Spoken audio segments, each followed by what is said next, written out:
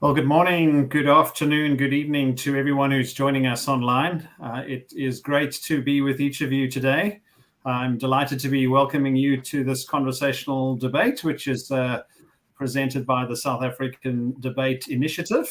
My name is Dave Gilchrist, based in Sydney, Australia, and I will be moderating today's debate. A reminder of what the debate title is. So our focus today is on, does the Qur'an advocate predestination or free will? I would also like to just highlight that this is the first of two debates. So there is a second debate planned for 2 weeks' time on a similar title, which is, does the Bible advocate predestination or free will? So let me start by introducing our speakers today, beginning on the Muslim side. So firstly, I'd like to welcome Dr. Shabir Ali, based in Toronto, Canada.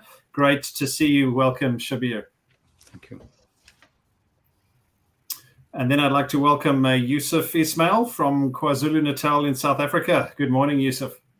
Good morning and good afternoon and good evening, and pleasure to be on. Moving on to our Christian speakers today. So starting off with Rudolph Boshoff, who's based in KwaZulu-Natal, South Africa. Rudolph, good to see you. Good to see you, Dave. And then Reverend Samuel Green, based in Australia. Good afternoon, Samuel. Hello, Dave and everyone else. Great to be with you.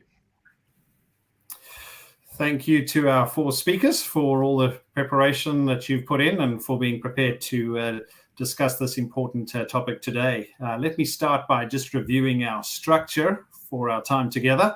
So we will have opening statements of 15 minutes each, first from Dr. Shabir, then from Rudolph. We will then move into opening statements of 12 minutes each from Yusuf and Samuel. We will then have a time of rebuttals, which will be 10 minutes each from Dr. Shabir and Rudolph, and then 7-minute rebuttals from Yusuf and Samuel. We will then have a cross-examination time, which will be 20 minutes, 10 minutes each side. So we'll start off with Shabir and Yusuf asking Rudolph and Samuel questions. And then, of course, we'll have Rudolph and Samuel spending 10 minutes asking Shabir and Yusuf questions. We'll then be closing off with the closing statements of 3 minutes each from Samuel and Yusuf, and 4 minutes each from Rudolph and Shabir. So without further ado, I'd like to be starting off the conversational debate with the opening statements, 15 minutes each. Dr. Shabir, you will be going first, so over to you. Yeah, thank you, Dave. Does the Quran advocate predestination or free will? I begin by praising our creator and fashioner who designed us to choose our paths to everlasting salvation or damnation, and blesses us with guidance and encouragement towards the right path. I ask him to bless all his prophets and messengers whom he commissioned to show us the right path. And I pray that he will use our present discussion to guide us all along that straight path. I'm thankful to Brother Yusuf for organizing this debate, to Reverend Samuel and Rudolph for agreeing to share this platform with me, and to Dave, you, for graciously moderating this dialogue. The question before us is, does the Quran advocate predestination or free will? My main thesis in this discussion is that we choose a path leading to hell. If we choose a path leading to hell, thus end up there, that choice could not have been a given prior to our births, or that would contradict the Quran. My interest is to absolve God of any suspicion that he deliberately created some people to be in hell and gave them the minds that will certainly choose a path leading there. To unpack these issues and to focus on the thesis, let me give the following definitions and clarifications. First, dynamic determinism. This refers to the idea that God predestined for us some aspects of our lives for which we will not be held responsible, and that he continues to determine some other aspects of our lives in response to our choices, our prayers, and other deeds. I'm not denying that the Quran teaches dynamic determinism, which I will call al-qada wal-qadr, using the Arabic terms. And even if the Quran does not specifically teach all of the details about such dynamic determinism, details which are more so found in Islamic theology and in hadith, it is not the main issue in our dialogue for me to deny all such details. Rather, I affirm at least the 4 main points of Islamic theology on this matter. That 1, Allah knows everything. 2, Allah wrote everything on Lawh al-Mahfuz, the protected tablet that is in heaven, 50,000 years before the creation. 3, nothing happens without the will of Allah. And 4, nothing exists without Allah creating it, not even the actions of his creatures. Sticking to our thesis then, I maintain that one of the things that will be dynamically determined is the result of our choice of the path leading to heaven or hell. Thus, I deny that according to the Quran, our final abode in hell could have been sealed prior to our births. Moreover, I affirm that some things were determined from eternity, some things from 50,000 years before creation, some things while we are in the wombs of our mothers, some things while each year, we can say, on the night of Qadr, the night of determination, each Monday and Thursday, a reason why Muslims prefer to fast on those days, and indeed every day. The Quran says that God is involved in matters every day. Surah 55, كُلَّ يَوْمٍ هُوَ فِي شَأْنٍ, says in the Arabic. There is a coming day of judgment, which the Quran calls Yawmul Fasl, the day of decision, on which God will finally seal our fates. Some people demonstrated such good character in this life that they were already given the good news of paradise. So they received an early favorable judgment. On the other hand, some people, due to their fierce denial of God's messengers, could have already been declared worthy of being punished in hell. Such persons could include Abu Lahab in Surah 111, the Pharaoh who opposed Moses, on whom be peace, and the disbelieving boy mentioned in Surah 18, Surah Al-Kahf. Such dynamic determinism contrasts with the static predestination, which I believe the Quran does not teach. So let me define static predestination. This is the belief that prior to our births, God already predestined our final abodes, and there is nothing we or anyone else could do to change our abodes. When I deny that the Quran teaches predestination, I'm specifically referring to such once and for all complete static predestination. I do not mean to deny that Allah predestines such things as our sustenance, our marriage partners, and our lifespans. Whether such things are statically predestined or dynamically determined does not affect my thesis. What would affect my thesis is if Abu Lahab, or the boy in Surah 18, or the Pharaoh was predestined prenatally to be in hell. For then, the wisdom of God in creating and then punishing them will not be evident. What about free will? Let me define free will. Everyone agrees that humans do not have complete free will. For example, everyone knows that we do not choose our parents. As people of faith, we believe further that many things remain in God's control. For example, if someone intends to kill us, God can save us. So human free will is limited. But as Oliver Leaman explained in his book, The Quran and Encyclopedia, the Jabariya, the compulsionists in Muslim history, held that we have no free will at all. Responding to them, the Qadariya, the freedomists, went to the other extreme of asserting that humans have free will to the extent that of apparently denying that God creates the acts of people. I would say that when we choose a course of action, God makes that a reality for us. Thus, we do not create anything of our own, for there can be only one creator, but we do everything by his will and permission. We choose, he creates. In sum, the free will that I affirm is limited and dependent on God rendering into reality what we choose. But it is important to distinguish between the free will that I affirm and that which some other Muslims might affirm.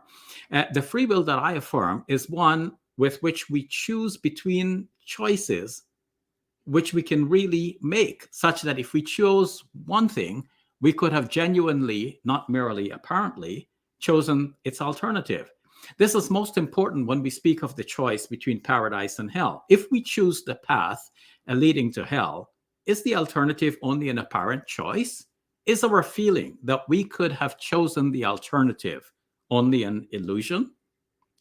The free will that allows a choice between real alternatives is called libertarian free will. The other is called compatibilist free will. So I affirm the libertarian and deny the compatibilist free will. So for that seems to be an illusion, but let's define it further. The compatibilist free will. Compatibilists are those who affirm both static predestination and free will, but they redefine free will to mean the sense that we are free, while they may admit that our feeling is only illusory. Most thinkers are unconvinced that this is really free will. Unfortunately, however, some Muslims affirm free will of this sort, and it seems to follow from some hadiths and classical doctrines. Thus, we will find exponents of the faith waffling between the position of the compulsionists on the one hand and the freedomists on the other hand. When they want to affirm the sovereignty of Allah, they would speak as if everything is statically predestined, and there is nothing anyone can do to change anything. And when they want to encourage us to do good deeds, on the other hand, they would speak as if we are able to choose good and shun evil. When pressed about the free will that they say we have, they may say, well, think about the difference between the person jumping off a cliff and a person being pushed off the cliff. The person who jumps off the cliff to his own death has exercised free will. The other person was pushed against his will. But when we ask such expositors if it was unchangeably written that even the former, the one who apparently jumped with his own free will, whether it was written for him unchangeably so that he would jump on that occasion, then they would answer in the affirmative. So the question remains, was that person truly free to choose not to jump off the cliff? To me, such questionable compatibilist free will is not what the Quran endorses. Rather, the Quran advocates genuine free will, which philosophers today call libertarian free will, the real possibility to have chosen an alternative to what was actually chosen. So now we come to the written tablet, this writing. Is it an unchangeable writing? The written tablet is referred to as Al-Lawh al-Mahfuz, the protected tablet. And according to the Quran itself, the Quran is in a protected tablet, according to the 86th chapter of the Quran. The Quran also mentions that everything is accounted for in an imam. That's in the 36th chapter of the Quran. Commentators take this to mean the same protected tablet. This belief, however, does not contradict my thesis. To contradict my thesis, we would need to find a Quranic verse asserting that in the protected tablet, specific individuals are consigned to hell, but no such verse exists. Moreover, although a hadith says that the pen has been lifted and the pages dried, nowadays we know of erasable ink. In any case, we know that it is within the power of God to change what he wrote, if that is his will. In fact, Quran 13 verse 39 says that with God is the Kitab, the scripture source. He erases what he wills and confirms what he wills. This seems to indicate that whatever is written is changeable, though by none other than God. So it is Quranically unnecessary for Muslims to think that what is written for us is unchangeable. Moreover, as mentioned, the scripture source was inscribed 50,000 years prior to creation. And yet annually and daily, God is writing things for or against us. These later writings could be details to fill in the blanks, which God deliberately left in the original writing to preserve our freedom, or material that serves to replace portions which God erases from the earlier writings. In either case, there is obviously lots of room for God to ensure our free will within fixed limits. Thus, Sheikh Ali al-Tantawi wrote in his book, General Introduction to Islam, subtitled The Faith, these words: both destiny and divine will belong to Allah alone. He may alter destiny out of his mercy in response to prayer and charity, like the engineer who may alter the plan of the building in response to some needs. Allah alone determines the destiny, and he alone alters it in response to prayers. That's on pages 112 to 113. To sum up, we have seen the difference between dynamic determinism, which I affirm, and static predestination, which I deny. We've also seen the difference between true, though limited, free will, which I affirm, and illusory free will, which some Muslims affirm. I now proceed to look at the difference between dynamic. Let me look at several key elements in the Quran which presuppose free will. And these themes occur in the Quran again and again, so we hardly need to cite verses for them. They include the following. 1, the stories of the prophets and past nations show God punishing people for their bad choices. That's 2/3 of the Quran right there. 2, the Quran is constantly calling on people to follow the right guidance. 3, the Quran is constantly calling on us to use our intellect. 4, the Quran is enjoining on us to pray for guidance. 5, the Quran is warning us about punishment in the hereafter. 6, the Quran is telling us again and again that this life is a test. All of this presuppose free will, and they presuppose that we are not statically predestined. If God has predestined specific persons for heaven and the rest of the people for hell, most of the Quran would make no sense. This led the scholar Fazl Rahman to write, to hold that the Quran believes in an absolute determinism of human behavior, denying free choice on man's part, is not only to deny almost the entire content of the Quran, but to undercut its very basis. The Quran, by its own claim, is an invitation to man to come to the right path. It's Hudal lin-nas. That's in Major Themes of the Quran, page number 20. So the Quran as a whole asserts human free will in so many ways, and this must be taken to mean true free will. On the other hand, those who profess static predestination can cite only a few verses here and there. Moreover, the verses they cite can be understood in line with dynamic determinism, which preserves true free will. So there is no need to interpret them in line with static predestination, which not only denies free will, but also indirectly denies the entire Quran. To understand some of the verses cited by static predestinationists, we need to keep in mind the confluence of human and divine action. Some verses of the Quran are often misunderstood in this way.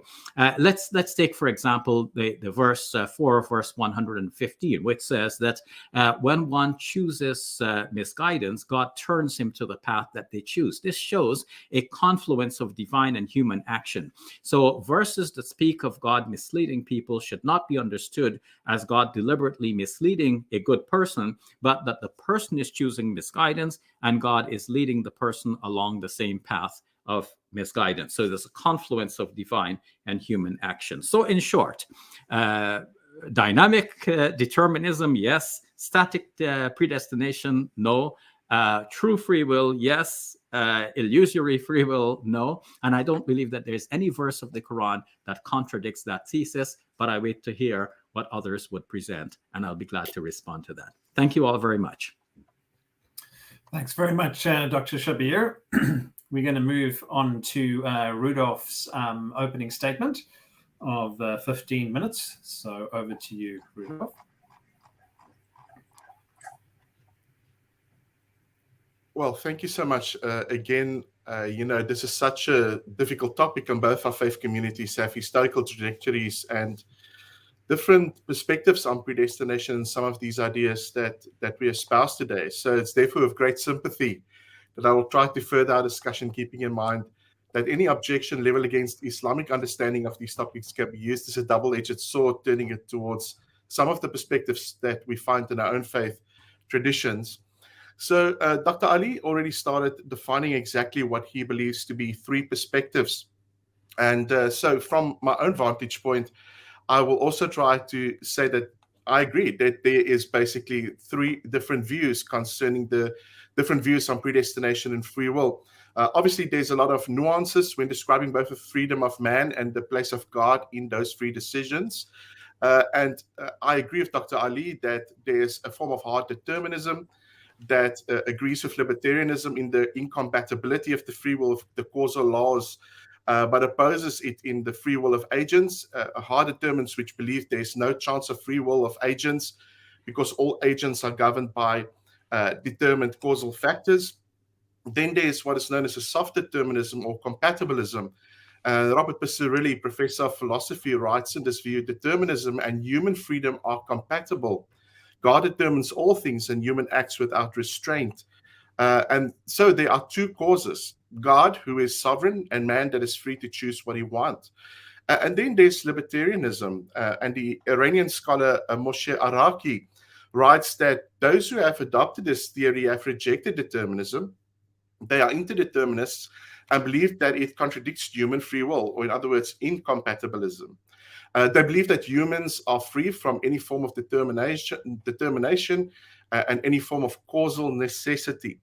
Now, for the sake of this discussion, I think it will be pretty bland if we just take one line of thought. So what I thought to do is to speak of the vantage point that is saying that the form of compatibilism that we look at, especially when we read the topic of the Qur'an, seems arbitrary. Now, again, there's a scholar that has written a very good book on the descriptive view of compatibilism, which is assumed in the Quran by the name of Maria de Silis, which I would tell the audience to go read. It's a very good book. It's a very solid base that fends for a basic understanding that the Quran both teaches the omnipotence of God and human free will.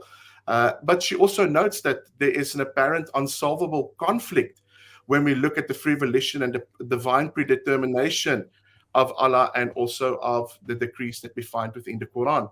So just for the outline for the audience itself, we can see quite clearly, as Dr. Ali also mentioned, that determinism is seemingly mentioned in the Quran. For instance, in Al-Hasr, that's chapter 59:41, it says, all things have been created and fixed with a fixed decree, which is Qadar.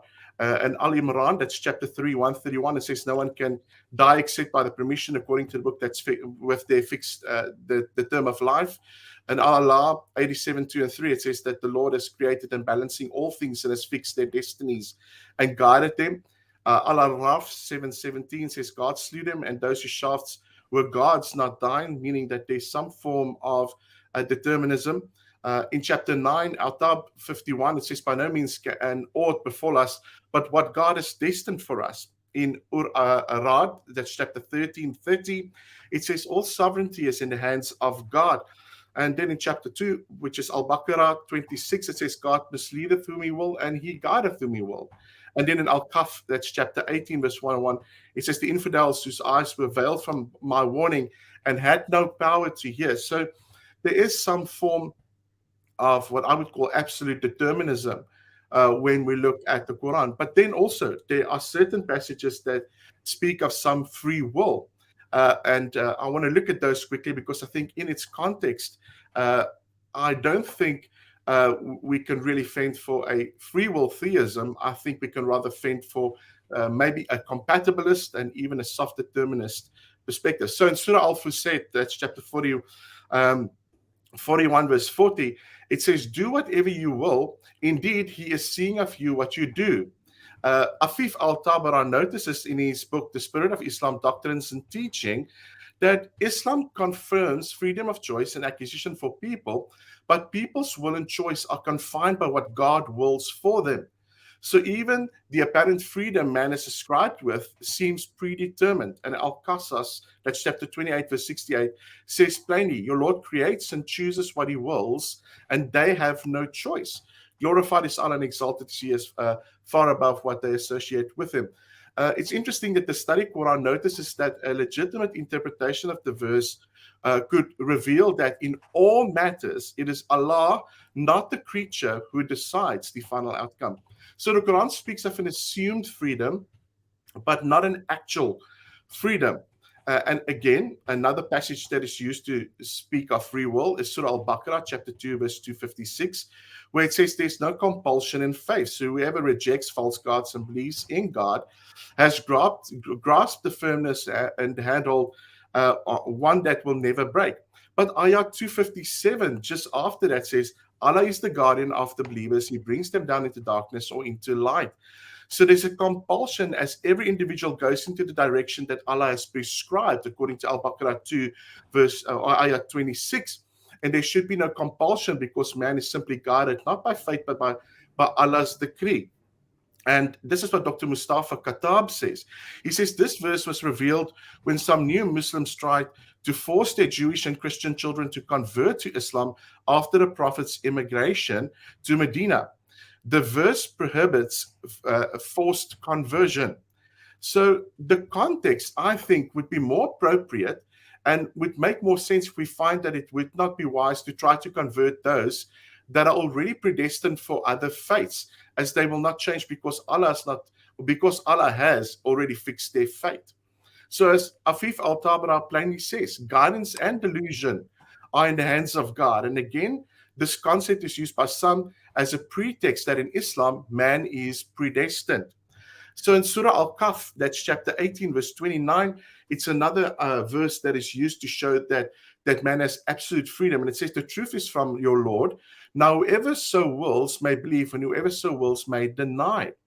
But it seems in ayah 26, in the third part, according to Gabriel Sayed Reynolds, that he says plainly that men have no guardian beside him, and none shares with him in his judgment. Again, the best contextual explanation for verse 29 would be that man has only the inclination which is afforded him, even though it might appear that he has a choice. The study Quran picks up on this by saying the implication of this statement is that the Prophet's duty is to declare the truth. He's not responsible for determining who will accept the truth and who rejects it. This matter lies ultimately with God. And from a human point of view, with the individual who must choose whether to follow the truth or turn away from it. There's therefore, again, a perceived freedom.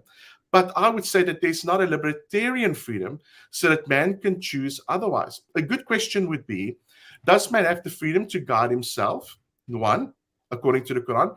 And can he choose otherwise to show he's actually free and not under any form of compulsion?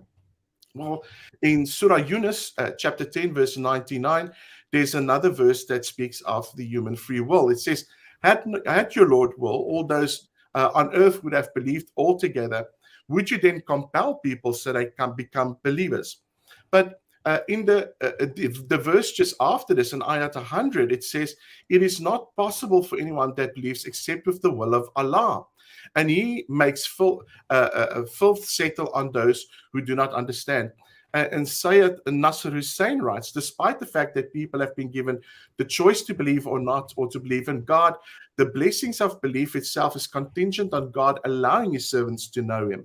As the early Sufi figure Dhul Nun al-Masri said, it is reported to have been said, I came to know my Lord through my Lord. Had it not been for my Lord, I would not have known my Lord. The defilement that God lays upon those who understand not is either his wrath or his punishment. So there seem again to be some form of apparent inability to believe, which implies a lack of freedom of choice when obligated to come to faith in Allah. The determining factor here is what Allah prescribed to man, eternal damnation or sound belief. So in Surah Yunus, that is again the same chapter, in chapter 10, verse 7 to 9, it says, they are the ones who abode is the fire, because what they used to earn for themselves. So Allah determines what the individual entity shall live in his goodness or in his wickedness. And in Surah Al-Shams, that's chapter 91, verse 7 to 8, it says, by the soul of him who balanced it and breathed into it wickedness and its piety. The study Quran mentions one more. The verse indicates that God, though the soul, through the soul, the nature of evil and good, gives a set course for those that they should follow.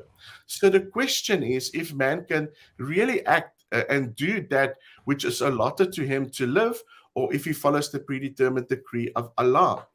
Another verse that speaks of the assumed freedom of man is Surah Al-Ra'd. That's chapter 13, verse 11, where it says, Allah will not change the condition of people until they change what's in themselves. And when Allah intends for people ill, there is no repelling it.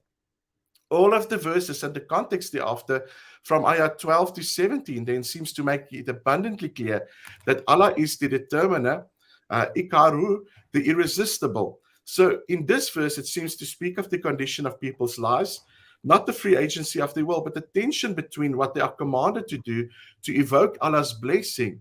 But in no way does it undermine what Allah sets out to do. And Sayyid Nasr Hussain writes, God alters not what is in people, namely their blessing related to this life, such as sound, health, or wealth, until they alter what is in themselves. That is, until they misuse the blessing to disobey God. God will not alter the positive or negative circumstances of people until they themselves bring about change in their action or in their lives. The question again is, how can they do otherwise to what has been predetermined for them to be? And again, another verse which speaks of the apparent free will of man is Surah Al-Anfal. That's in verse 53. It says, all this is because Allah is not the one who may change a favor He has conferred on people, unless they change their own condition, and that Allah is hearing and all-knowing. Now, it's interesting that the verse speaks of men that turn their back on their deen and become apostates and fall away from their faith. But again, as Afif Al-Tabara notices, guidance and delusion are in the hands of God, ultimately. And this, again, is used by some people as a pretext for Islam to show that it teaches predestination. And then he says the following, as in illustrated by the address to Muhammad, thou wilt not be able to guide everyone thou loveth, but God guideth to those to whom he wills. Now, it's interesting that in Tafsir Ibn Kathir, it says of this verse that I've just read before, it was recorded in the two surahs that in this ayat was revealed concerning Abu Talib, the paternal uncle of the Messenger of Allah. He used to protect the Prophet and support him and stand by him. He loved the Prophet dearly, but this love was a natural love, a kinship. But when he was on his deathbed, the Messenger of Allah called him to faith to enter into Islam. But listen to this. But the decree overtook him and he remained a follower of disbelief.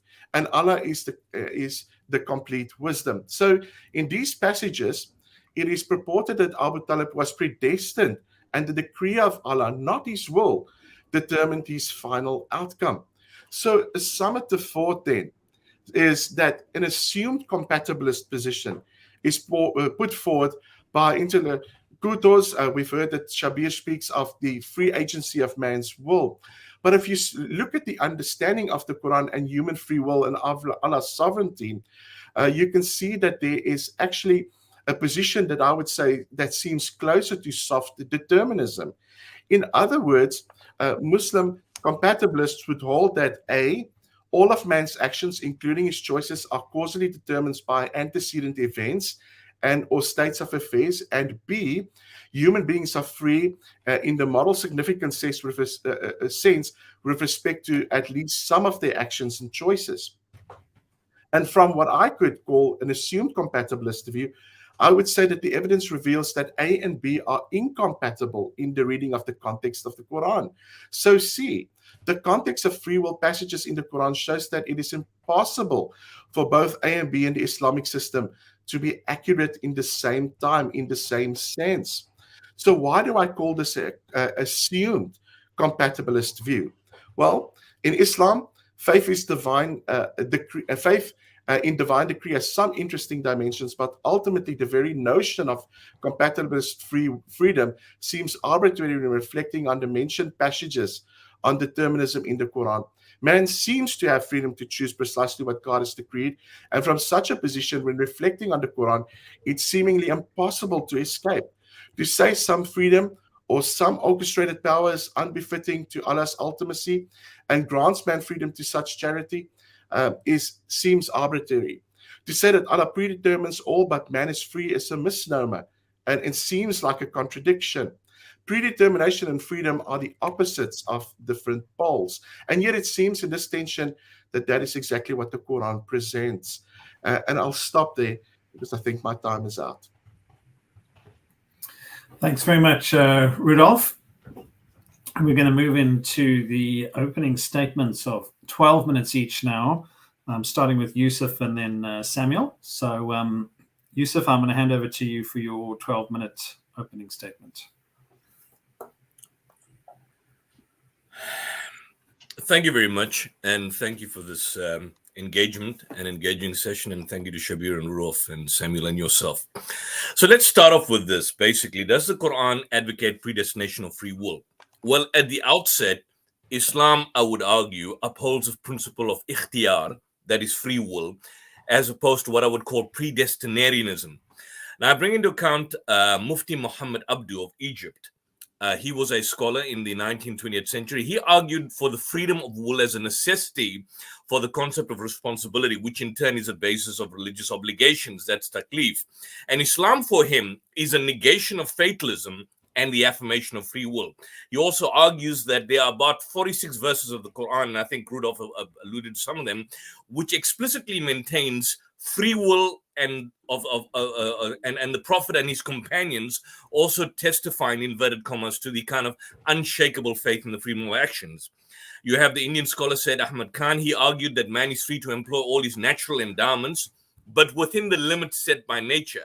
Taklif, which is the kind of religious obligations, become meaningful only when the faculty of free choice given by God to man is acknowledged. And that's seen as a kind of a broad and ethical sense of the need to do social good, and not in the narrow sense of being ritualistic. There are two other scholars that I bring to note that have basically put forth what they view as a Quranic position. One is the poet-philosopher Iqbal from the subcontinent, and the other is the Iranian scholar Ali Shariati. Basically, Iqbal is clear in his denial of what we would call static predestination. Iqbal does not believe that taqdeer entails a kind of a static, fixated predestination. He rejects the idea of the divine determination of human action. For him, destiny is something like an inward-reaching thing. Each creature is endowed with a kind of a fixed potential where you're free to realize or not. And so man's creative capacity is evidence of his freedom, as opposed to kind of mechanism. Ali Shariati, on the other hand, basically states that a true human being can only liberate, a true person can only be a true human being only if he can liberate himself from deterministic conditions. So let's look at the term then, qadar and taqdeer. According to the linguist Raghib al-Isfahani, he argues that even the term qadar, doesn't mean predestination. The term qadar, on the other hand, it's a term that can be used to emphasize the orthodox understanding of God's sovereignty, like judgment or decision. But it's never meant or understood from a linguistic point of view as predestination or fatalism. Those who attribute it, as such, they do it on the basis of interpretation. Also, in terms of what Dr. Shabir mentioned, qada wa qadar, this has no understanding of static predestination or even fatalism, particularly in relation to that. And so denying free will from the Quranic point of view goes contrary to the idea of reward and punishment according to the justice of God. If we believe that God cannot do evil, period, then by attributing all human actions to God, we're also saying that God is responsible for our evil doings. So that cannot be so. So when we talk about the taqdeer or God's taqdeer of doing things, well, that's basically in two ways. One is the way of granting qudra, power, by making a particular measure.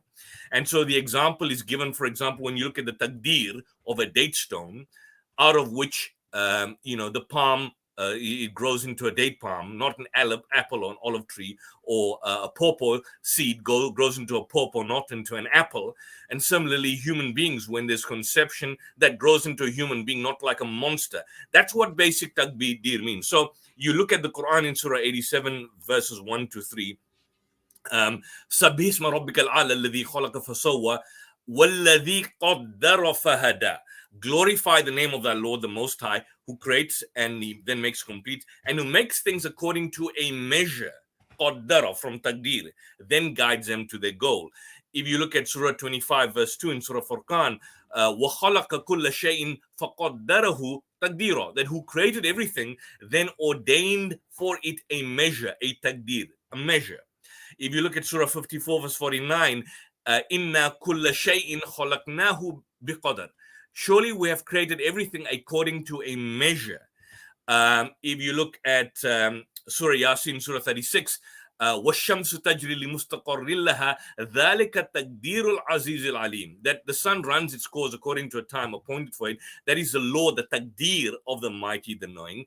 وَالْقَمَرَ قَدَّرْنَاهُ مَنَازِلَ حَتَّى عَادَ كَالْأُرْجُونِ الْقَدِيمِ. That for the moon we have ordained, we have qaddarna for its stages. Surah 41 verse 10, وَقَدَّرَ فِيهَا أَقْوَاتَهَا فِي أَرْبَعَةِ. And he had made the mountains above its surface, and he blessed therein and made qaddara therein food. So this is determined.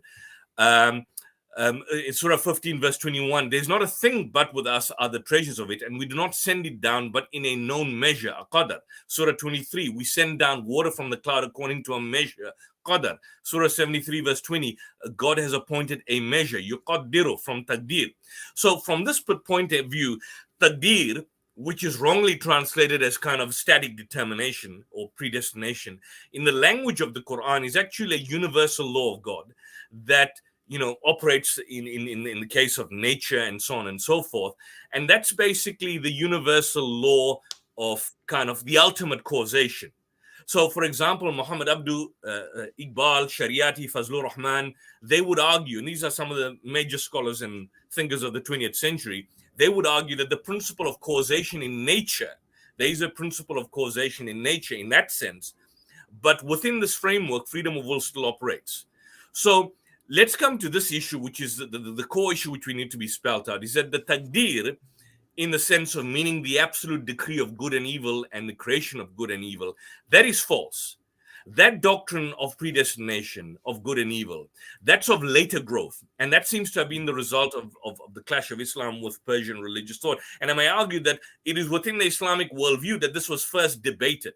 And these more in the Islamic worldview than, for example, in Greek philosophy for that particular matter. And so these discussions grew very hot and many-sided issues and so on.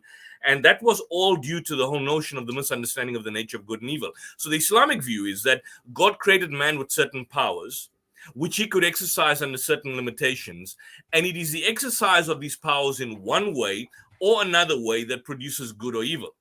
So you have to recognize the point that God is recognized by the Quran as the first and ultimate cause of things. But does this not mean that he is the creator of the deeds of man? He has, of course, created man. He has created the circumstances under which man lives and acts.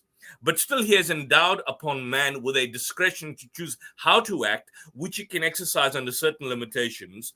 And the faculties and powers are exercised under limitations and in accordance with certain laws. So, for example, in Surah 18, verse 29, in Surah Kaf, which I believe Rudolph quoted, وَقُلِ الْحَقُّ مِنْ رَبِّكُمْ فَمَنْ شَاءَ فَلْيُؤْمِنْ وَمَنْ شَاءَ فَلْيَكْفُرْ.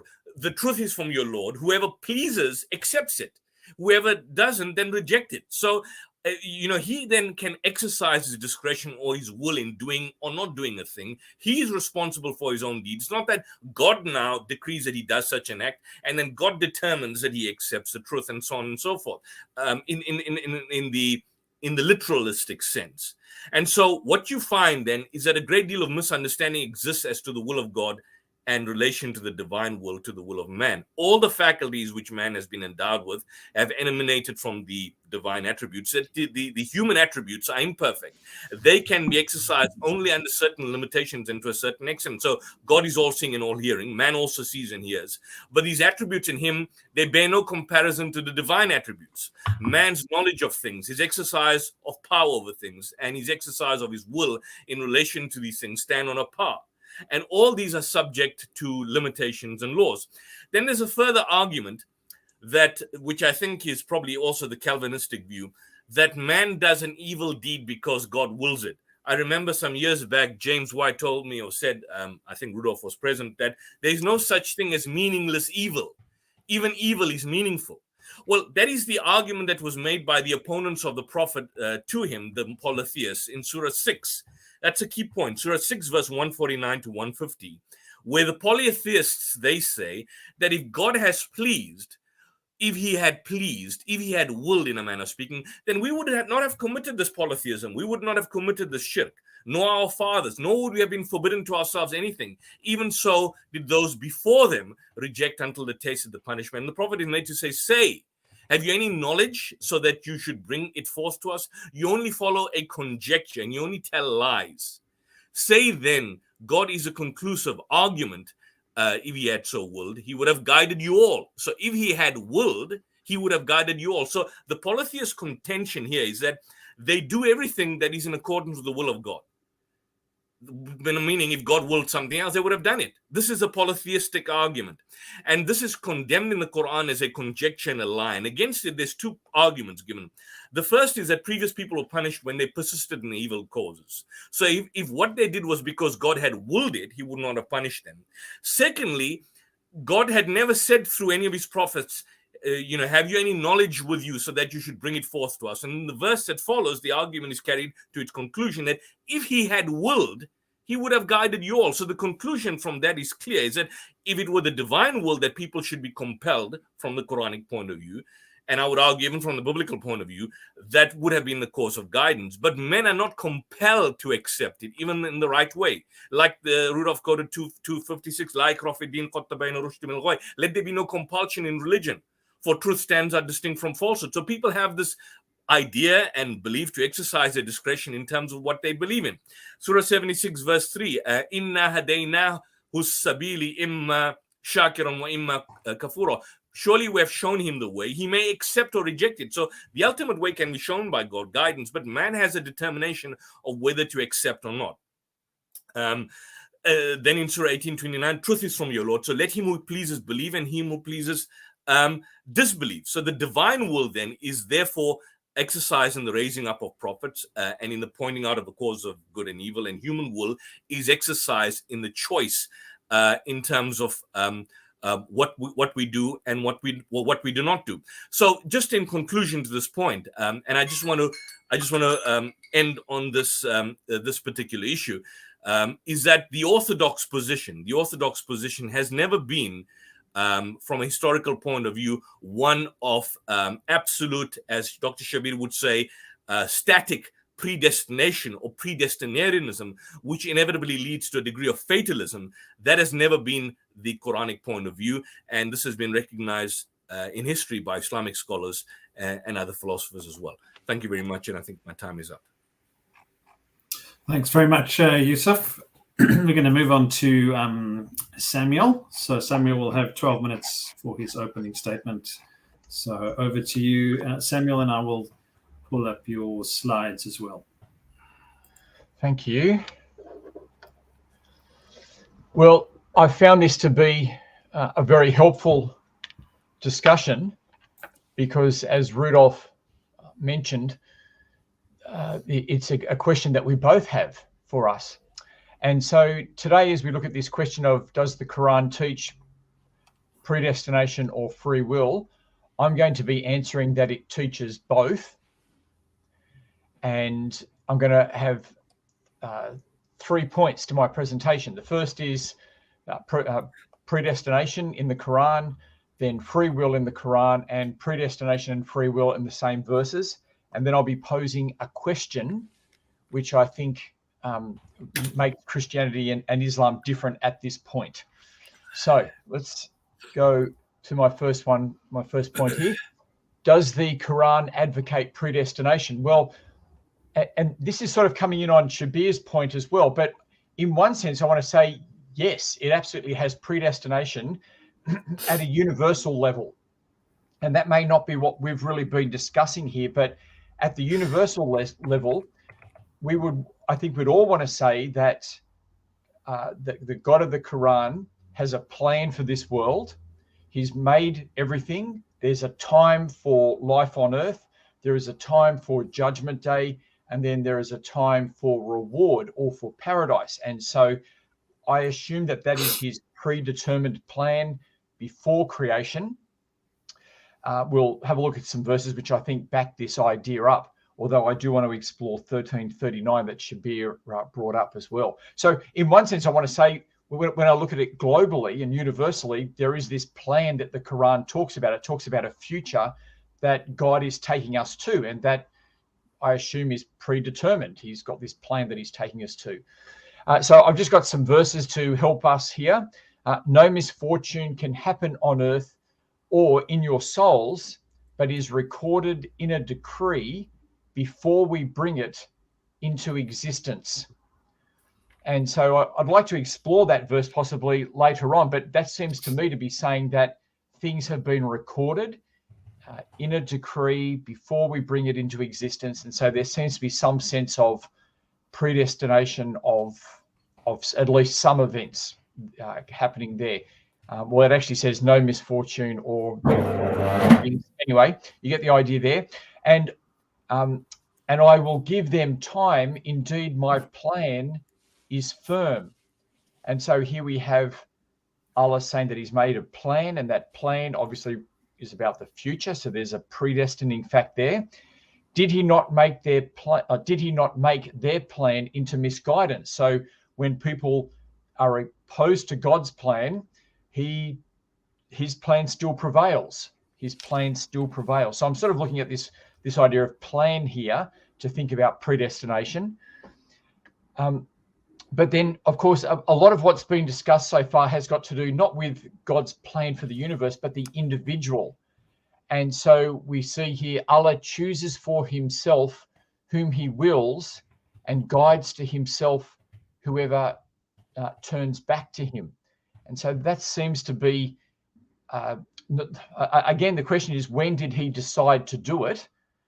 But it's certainly what you've got here is that it seems to be that Allah is the initiator of people turning back to him. And we did not send any messenger except speaking in the language of his people to state clearly to them. And Allah sends astray whom he wills and guides whom he wills. And he is the exalted in might, the wise. And so again, the idea there that it's at God's initiative. Now, whether or not God has planned this from before creation, that's a different question, but we've certainly got God's plan working out in an individual, and it's him who opens up their hearts. This is an interesting one, and I'd like to look at this in the cross-examination. But from the translations I could see, it said, and you do not will except that Allah wills, Lord of the worlds. And so that seemed to be quite a strong one, where it was very specific about Allah willing, that we will what Allah has willed for us to will. Whoever Allah guides, he is the rightly guided, and whoever he sends astray, it is those who are the losers. So again, it seems to be the initiative comes from God. Again, it's not talking about before creation, but it's certainly before that person responds. And so that depends on how we want to understand predestining there. And if Allah had willed, he could have made you of one religion, but he causes to stray whom he wills and guides whom he wills, and you are surely to be questioned about what you used to do. And so we've again got the idea of the initiation, the initiative coming from God in that verse, although it's got human responsibility at the end. And that's what I want to move on to now. Does the Quran advocate free will? I'd want to say yes, it does, in a sense. Although I want to come to what Rudolph was saying as well, that it seems to be a free will under God's initiation. And so this is the question we have. So it seems to me that the Quran says, yes, we are called upon to make a response for which we are responsible. And so if we understand free will as being, you make a decision for which you're responsible, then yes, it does have free will. And so some verses on that. It is he who accepts repentance from his servants and pardon misdeeds. He knows what you do. So there is an accepting of repentance. And then, and follow the best of what was revealed to you from your Lord before the punishment comes upon you suddenly while you do not perceive. Lest a soul should say, oh, how great is my regret that what I neglected in regard to Allah, and that I was among the mockers. Or lest it say, if only Allah had guided me. So this is the idea. If only Allah had guided me, I would have been among the righteous. And Allah will save those who feared him by their attainment. No evil will touch them, nor will they grieve. And so we've got people there saying, oh, if Allah would have just guided me. But then it ends up by saying Allah's going to save those who feared him by their own attainment. And so that seems to be the free will aspect there. And so what I've tried to do is find verses which bring the two together. And I thought this was the best verse that I found, which brought both ideas together. But there may be better ones, because this is a significant theme throughout the Quran. And who is more unjust than one who is reminded of the verses of his Lord, but turns away from them and forgets what his hands have put forth? And then, so who's more unjust? So there's that personal responsibility. You've made a choice, you're accountable for it. That's a statement of a free will. Indeed, we have placed over their hearts coverings, lest they understand it, and in their ears deafness. And if we invite them to guidance, they will never be guided then ever. So that just seems to go from one to the other, of calling upon you to be responsible and respond freely, to then saying Allah's hardened your hearts and you need him to unharden your hearts, and then going back to they won't listen even if you try to guide them. So it seems from when I look at those verses that there is this initiative that needs to come from Allah opening the heart. And this is where I think, and we'll probably explore this more in the next debate, the question I've really got in this, which I don't think has been raised, is what is the condition of the human will or heart? What is our inclination? Because from my understanding in Islamic theology, our inclination is to the good, and then our freedom allows us to choose the evil. So our inclination's to the good, and our freedom allows us to choose the evil. Whereas I would say, well, that's my question. I don't want to go into our topic for next time, but what is the condition of the human heart? I think that plays into this and would need to be discussed. So to conclude, I would argue that both predestination, an understanding of God's initiative and God's plan for the world and God's plan for people, are we going to say that God's changing his plan? That's another question we need to think of. That there is a predestination and a free will. They're both presented in the Quran. However, the Quran does not try to philosophically reveal or explain them. It just states both of them as facts, that humans are responsible for what we do. Allah will hold us responsible. But it's his initiative and it's his plan as well. And those two just go together. They just go together.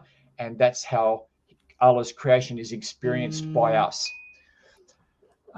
Now, Muslims try to solve these issues, as Christians do, in different ways by trying to have different understandings of how these two truths are compatible with each other. And so we've heard some of those ways put forward here today. But again, for me, the question is, what is the condition of the human will or heart in the Quran?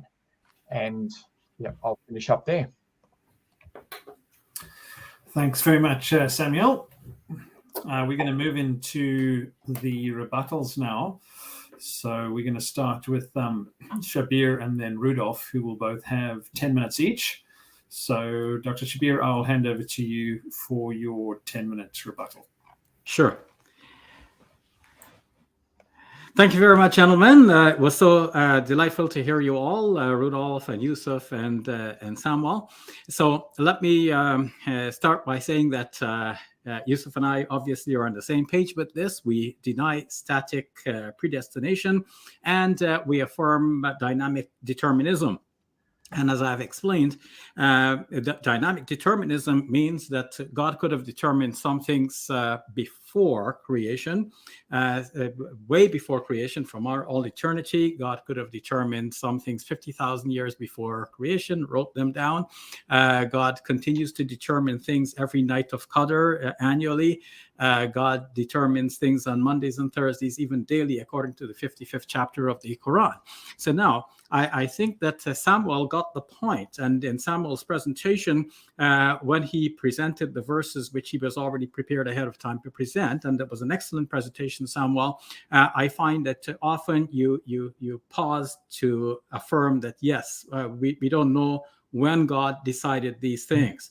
So that's a very crucial that's a very crucial observation, and that is something we need to build on a little bit more. So the fact that the Quran says that God determined something doesn't mean that this was determined from all eternity. It could have been in response to the actions of the creature. The human being makes a prayer, God responds. The human being follows the guidance, God responds by leading that person further onto guidance. Let me explain this point a little bit more. There is a confluence of the human action and the divine action, like two sides of a coin. We spin a coin, you can say the head of the queen is spinning, or in the case of a Canadian coin, a ship on the other side is spinning. The both are occurring at the same time. You can look at it from one perspective and say the queen's head. You look at the other perspective, the boat. Now, if a human being is choosing guidance, you can say the human being is guiding himself, or you can say that God is guiding him. This is two sides of the same coin. If a human being is getting cured from illness, we can say the human being cured him or herself, or we can say that God cured that human being, or we could say the medicine cured the human being. So we are really looking at it from the side of creation, the medicine, the human being, the diet, the exercise, the right doctor, and so on. Or we can look at it from the divine side and say, in a simple statement, God cured the person. The same thing happens for guidance and even for misguidance. The fourth chapter of the Quran, verse 115, as I pointed out, says, "Ma yushaqiq ar-rasula min ba'di ma tabayyana lahu al-huda wa yattabi' ghayra sabil al-mu'minin." As for those who dissociated themselves from the messenger and they follow the path other than the path of the believers, now what is God's response? "Nuwallihi ma tawalla." We turn him to where he has turned. So this person is turning to misguidance, and God is also turning him to misguidance. The two sides of the same coin. Now, sometimes the Quran switches back and forth between the two perspectives, and we have to keep our eye on the 8 ball. So we have to think of the divine action and the human action as being in two columns with phases of action. So, for example, the Quran tells us, وَالَّذِينَ اهْتَدَوْا زَادَهُمْ هُدًى. Whoever chooses guidance, God increases his guidance. Now, we have to think of the human column. Phase 1, he chooses guidance. Phase 2, he chooses more guidance. So his guidance increases. Okay, look at it from the divine column. The divine column, while the human being is choosing guidance, God is guiding him. Phase 2, while the human being is choosing more guidance, God is increasing his guidance. What happens in the Quran often is that the column switches from the human column to the divine column. So phase 1, the human column, he chooses guidance. Phase 2 is over to the divine column where God increases his guidance. So be sure that at any time when one of the columns is mentioned, the other column is implied. So the human is choosing guidance, God is guiding him. The human is increasing his guidance, God is increasing his guidance. But the Quran mentions one phase from one column and the second phase from the second column or from the other column, and we have to keep the whole thing in perspective. Otherwise, we might misinterpret the Quran. And I see that a lot of what my friend Rudolph you have put forward are based on not your misinterpretations necessarily, but you have followed some Muslim scholars. And I confessed already in my opening presentation that some Muslims have followed a predestinarian view. They have taken static predestination as the view, and as Yusuf pointed out, this was adopted from other communities, and it's not there in the Quran. But because they have interpreted that and they have come up with hadiths that justify that and all of that. So you will find that in Islamic theology, you'll find that in hadith, and you'll find it in the writings of many Muslim scholars. So you have cited some Muslim scholars. You have cited Afif Tabbara again and again. You've cited the study Quran and the commentary in particular. So there's one thing to look at the verse of the Quran. It's another thing to look at the commentary, which comes out of a milieu in which people already take predestination as the basis. And that predestination is stark. It is a static predestination that mentions to the extent that whatever hit you could not have passed you, whatever passed you could not have hit you. A person will be doing good deeds until they get so close to paradise, and then the writing overtakes them, and then they go into hellfire, because that's what was written for them. That they do the deeds, of course, before they get there. So on that view, it is not that God created this world to test people. On that view, God created this world almost to generate the proof to condemn people and to vindicate himself for condemning them. So it's the reverse. Notice that what I presented in my opening presentation, I said there are all of these issues which occur again and again in the Quran that show that freedom and human free will in a libertarian sense is the presupposition. Without that, none of this makes sense.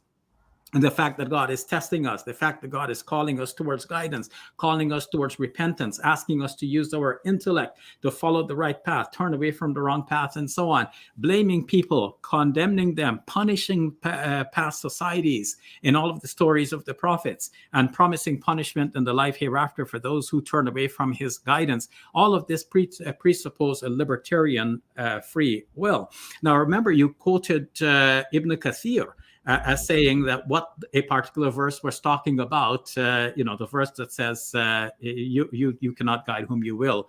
وَلَكِنَّ اللَّهَ يَهْدِي مَن يَشَاءُ. God guides whom he wills. That Ibn Kathir says this was about Abu Talib, and the problem was that Abu Talib was fated for hellfire, and so that writing overtook him, and the poor man had to go into the hellfire because that's what was written for him. So that's Ibn Kathir, but that's not the Quran. Yes, he is a commentator on the Quran, and a very important one in our history, but it doesn't mean that what he said is actually the Quran. And you have an interesting approach in looking at the context of the verses. I welcome that. But none of the context that you pointed out to the various verses actually show such a reversal that would mean that the actual end of a person, whether that person is going to heaven or hell, is predetermined, and specifically hell. Because if God predetermines a person to go to paradise, I don't think anybody will complain. God creates a creature and puts them directly into heaven. Nobody would bat an eye, would say, thank goodness. But God creates a person specifically to put that person in hell, and then creates this life to put that person in this life so that that person will do the deeds which will make it obvious to everyone that that person deserves to go to hell. And then to give us a theology in his book that tells us, well, you know what, that was already predetermined for the person in the first place. That just belies the entire enterprise. It makes no sense from A to Z.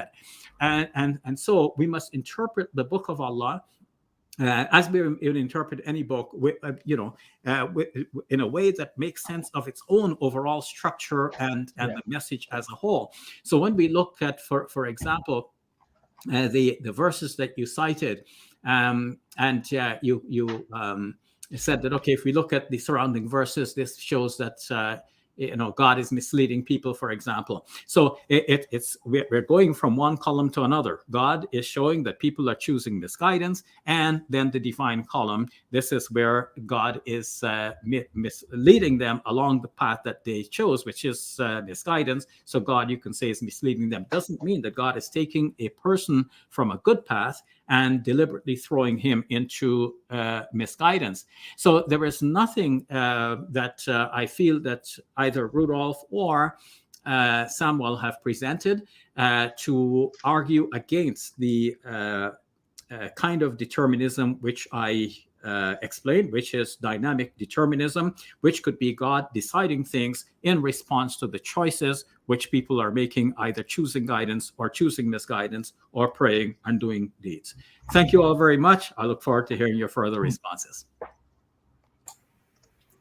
Thanks very much, Dr. Shabir. We're going to move on to your rebuttal, Rudolph, of 10 minutes. So over to you.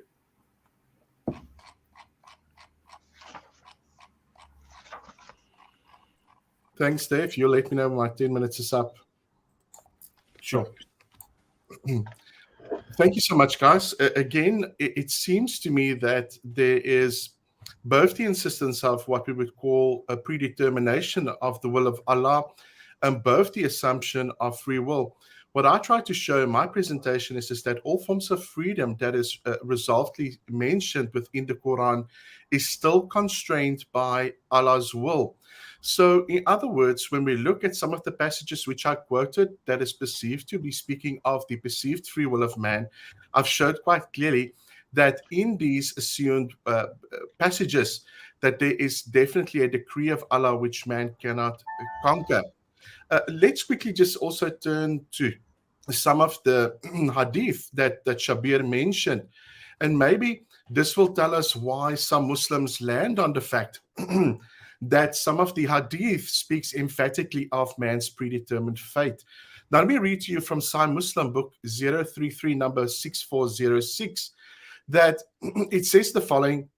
It says, Abu al-Aswad reported that Imran bin Hussein asked him, what is your view what people do in the world and strive for?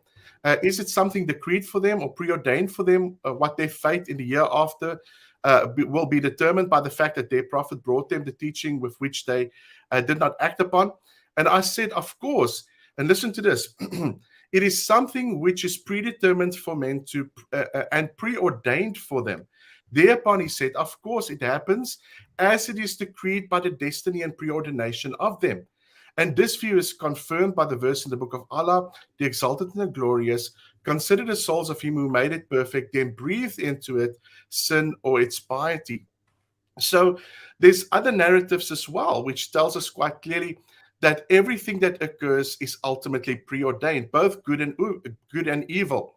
And Sahih Muslim, book 32 and number 640-41, it gives the story. It says, Abu Hurairah reported Allah's messenger as saying, a strong belief is better and is more lovable to Allah than a weak believer. And there is good in everyone. But cherish that which gives you the benefit in the year after, and seek out from Allah, and do not lose your heart. And if anything in the form of trouble comes to you, don't say, if I had not done that, it would not have happened so and so, but say, Allah did that what he ordained to do. And if it opens the gate for the Satan. So again, it seems that, like I said, there's an assumed compatibilist position where man has both freedom and both Allah determines everything. But when we read the resources, we can see quite clearly that it shows quite clearly that man is predetermined in his fate. So let me give you a few other hadith. In Sahih Muslim, in Hadith 1848, it says, two angels visit every fetus in the womb upon completion of the 45 nights and say, O Lord, it is misguided or righteous, asking if the fetus will be misguided or righteous. Then they write the answer. Then they ask, O Lord, is it male or female? Then they write the answer. They also write its deeds, wealth, its means of livelihood, and time of death. Then they roll over the parchment to which nothing is added nor detached afterwards. Another portion in Sahih Muslim 1842, and you can also see Al-Bukhari also speaks of this in Hadith 611. In discussion that occurred between Adam and Moses, we can see quite clearly that Adam asks Moses, why did you make us fall? And listen to what Moses replied. He says, 40 years. Then Adam asked, did you find it in the verse? And Adam disobeyed his Lord, so he was led astray. So Moses replied, yes. Adam then told Moses, you blame me for an act I did which God had prescribed for me to do 40 years before he created me. And the Prophet Muhammad said, Adam reasoned with Moses as such, and he was this 3 times. So another portion that we need to understand and that we need to contend with, and that I've showed in the verses that I interpret when it looks at the free will within the Quran, all makes it abundantly clear that Allah is the predeterminer. Allah is the one that lays out the course of all men. And we can see that the hadith goes very similarly in the same direction. There's the perception of a form of free will. We do not deny that.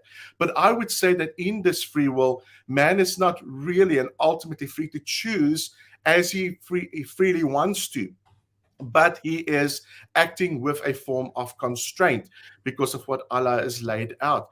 So if you have a holistic view and a holistic understanding, you can see quite clearly that that is what both the Quran and the traditions of the Prophet is teaching. Again, it is quite amazing, because I'm thinking of the 6th article on the Muslim faith and Muslim, I think Yusuf spoke of Taqdeer, where it speaks of the absolute decree of good and evil. And this is an article of faith, an orthodox belief that whatever comes to pass in this world, both good or bad, proceeds entirely from the divine will, which is irrevocably, and Shabir mentioned this, fixed and recorded on the preserved tablet that is obviously Al-Mahfuz in heaven, which tells us that everything has been nailed down, everything has been decreed. And yes, there is the assumption of free will, but again, like I said, we can see quite clearly that things have been fixed. So maybe a good question to ask is, does Allah decree both good and evil? Well, according to the 6th article, and both what we see perceivedly mentioned in the Quran and the traditions of the Prophet, we can see that Allah is the one that affirms both the actions of good and evil and makes them come to pass. If a man acts freely without compulsion, as Shabir says, we need to ask the question, does Allah know such a free act? Is man really acting without constraint? Can man really do free actions? And is it really free, or is it predetermined or written down on the tablet in heaven? Free will for me would mean that there would be a possibility for man to act otherwise. But when we look at the Hadith and when we look at the Quran, it makes it clear that it is not so, because it's already established. And every agent acts according to that which was laid out for him, as we've seen in the Hadith. So if we even contend for a compatibilist assumption, we need to ask the questions that is laid out both in the tradition and also in the Quran. And I think when I read both the Hadith, when I read on predestination, and when I read what I find within specifically the Quran, we can say that there's an assumed free will. But even with the free will of man, God's absolute will and sovereignty and all forms of life actually prevails. So with that, let me just also say that if we look at the understanding of what accounts for God's glory ultimately in the conception of the Muslim mind, there is a difficulty, and I've said it from the beginning, it's a double-edged sword. We've got this in Christian theology as well, as to what God decrees and what man is really free to do. We've heard it mentioned that Yusuf speaks of evil, and James, who is a friend of mine, James White, speaks both of evil being necessary or even with a purpose. In these questions, yes, we need to ask the same then of the author of the Quran. When we look at the author of Quran, what about evil? Does God really faith, according to the 6th element of the faith in Islam, according to Taqdeer, that evil has to come to pass? Is it something he decrees? Is it something that speaks of a legitimate morality and human responsibility? Is it really something that we need to reflect on when it speaks of divine justice and the human suffering of man? Or can we still speak of the ascendancy of God? Can we still speak of that which God have decreed? And can we, speak of these things in a similar fashion that makes sense of it? I would say that when I read the Quran, in a casual reading of the Quran, and Shabir mentioned it as well, some Muslims do, but some Muslims also believe in the free agency of man. I've read through some other scholars that definitely afford that to Islam. But when I look at the Quran and when I look at the Hadith, I would say that there's an assumed free will of man, but the absolute predestination even of his will. And I'll leave it at that. Thanks very much, Rudolph. We're going to move into the rebuttals of 7 minutes each of Yusuf and Samuel. So, Yusuf, I'm going to hand over to you for your 7 minutes. Let me just put my time on and we can start. Okay, thank you for that, Rudolph, and thank you, Samuel, and thank you, Dr. Shabir. The point I wanted to basically establish at the outset is that the divine will, in a general sense, if you're talking about as Dr. Shabir pointed out, dynamic predestination, is exercised in the raising up of prophets in the broader sense, and in the pointing out of the causes of good and evil in a broader sense. And the human will then is exercised in the choice of one cause or the other. But that human will, that action of doing good and doing evil, that is primarily ours. That's not for God to do. And that does not in any way negate the ultimate sovereignty of God. But the point is that God does not have a role in creating the good and evil deeds. The other argument is that taqdeer is, which Rudolph has translated as some kind of static form of predestination and good and evil. That's not actually the meaning of qadr. It's something like a measure. And I gave you the example in all those verses that we gave, what taqdeer basically implies. If something is an apple or a seed of an apple, it grows into an apple. It won't grow into a pear or a banana or some other kind of vegetable for that particular matter. A sperm drop of a man and conception basically results in the creation of a human being. It doesn't result in a dog. For that particular matter. So if you're talking about taqdeer in that sense, is a kind of a measure, it's the ultimate cause of that aspect. I have no problem with that. But the problem which you arise is, which I think from the Christian point of view, and maybe some Muslims, is the idea that God somehow or the other has a role in doing evil. Now, our point is this, which needs to be addressed, is that God cannot do evil, period. That's the end of the story. And by attributing all human actions to God, which I think the Calvinistic view also adopts, is that we are saying that God is responsible for our evil deeds. So, for example, in Surah 81, verse 27 to 29, it's clear. This is nothing but a reminder for the nations, for him amongst you pleases to go to the straight path. And you do not please except that Allah pleases the Lord of the world. Ultimately, God is the dynamic determiner, but man has that particular role. Now, Rudolph pointed out Surah 2, verse 257, where the kind of verse prohibits forced conversion. And then he kind of gives the idea that at the end of the day, God has some particular kind of role in 258. 256 leading up to 257. But if you look at 257, what it says is that Allah is a protector of those who actively believe. So he's a protector of those who actively believe, those who engage in iman, those who believe. So there's an active role there.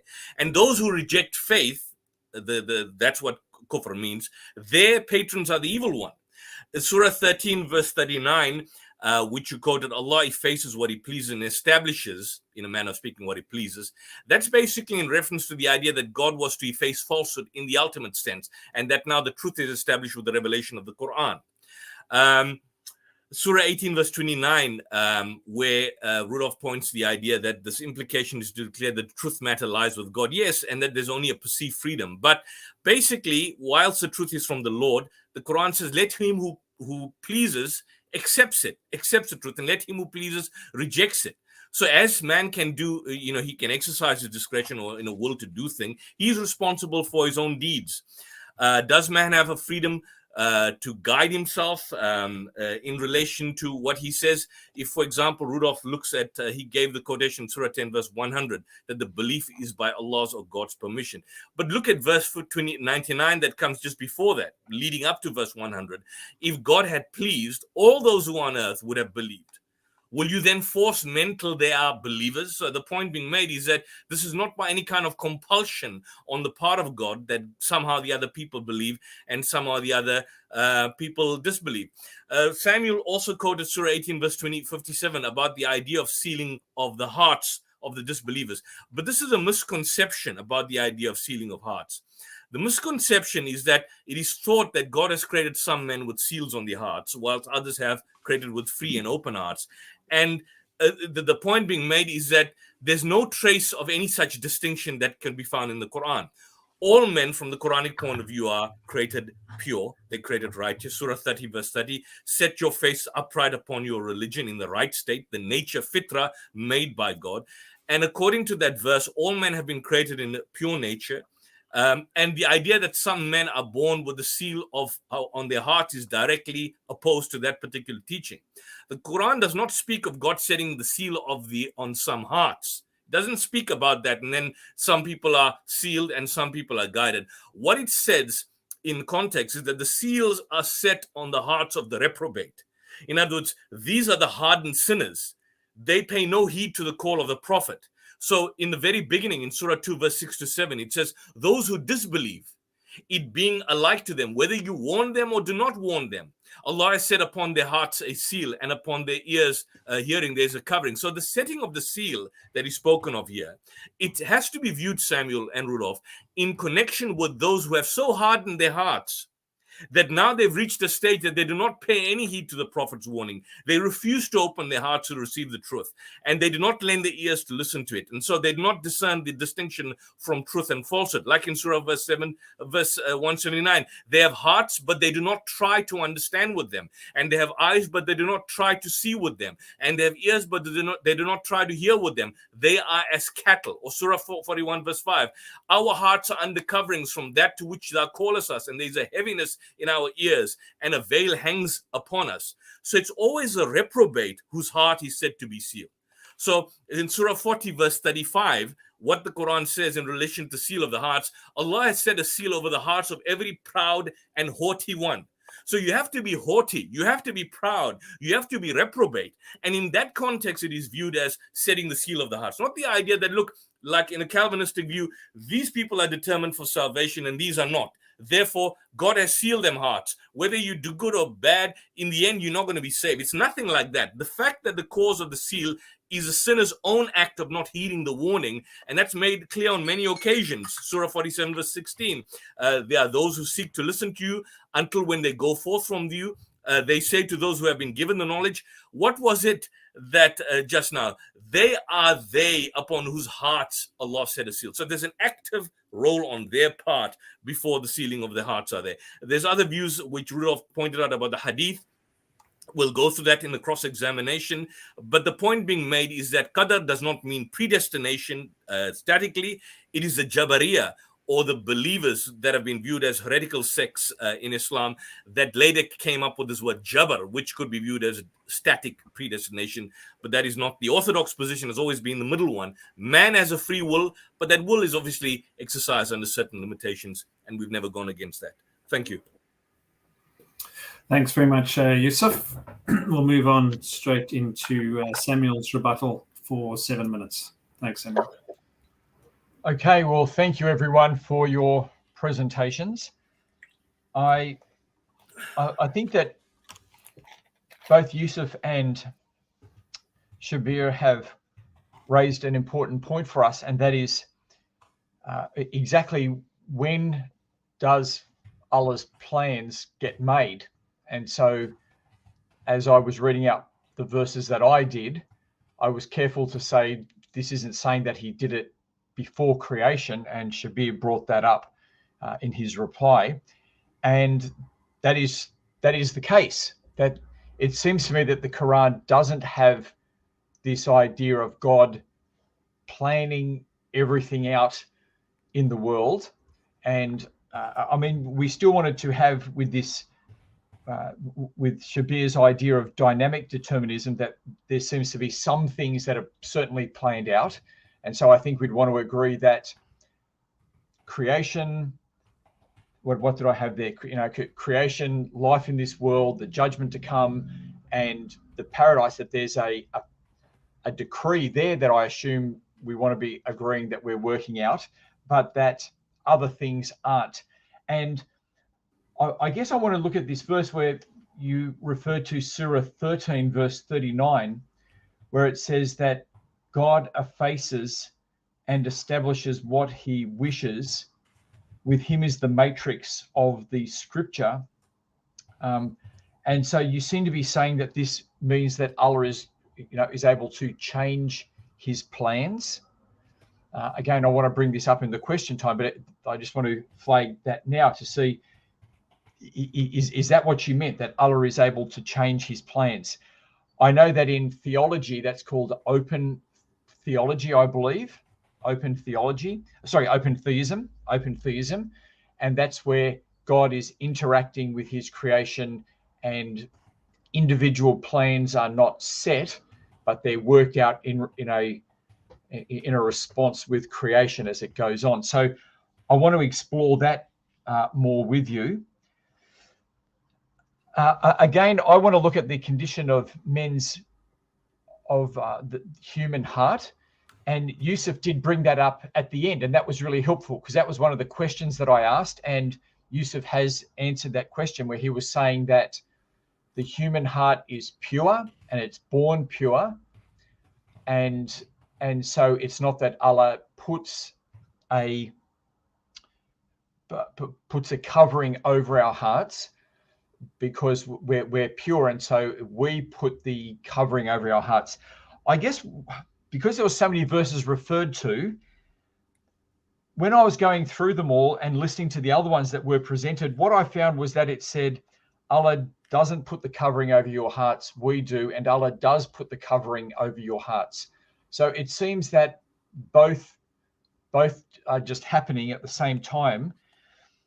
And again, I just want to explore more about what is the Islamic understanding of the human heart. And if it is that we are pure, then why is it that we choose the way we do? And that seems to be where the issue would be at that point. If we're pure and choosing what's wrong, how does that work? I still want to contend with the points that I put forward, that the initiative seems to be with Allah. Now, it doesn't, again, talk about his predestining before creation. It seems to me, from what I've looked at in the Quran so far, that there are very few of those verses, and I need to go away and look up this word qadar more. I did a quick search, and I want to follow that up with Yusuf to see how that qadar is used there. But certainly, if we've got these other references where from 1339 that Allah is changing his will in some way, then that raises other questions. Is that what you're saying, that Allah changes his will in relation to individuals? So it will be one way or it might be another way. And so there is no predestining individually like that. I guess I found a lot of this discussion to be philosophical in nature, and not all of it, but because it seems to me from my reading of the Quran over many years that it just puts forward both of these truths, that Allah is sovereign and chooses what he wills, and humans are responsible for what we do, and it just has those two truths presented together. And there's a certain mystery as to how that works itself out. And so from my theological understanding, I would say this is one of the places where I understand that both are true. And I just accept that both are true.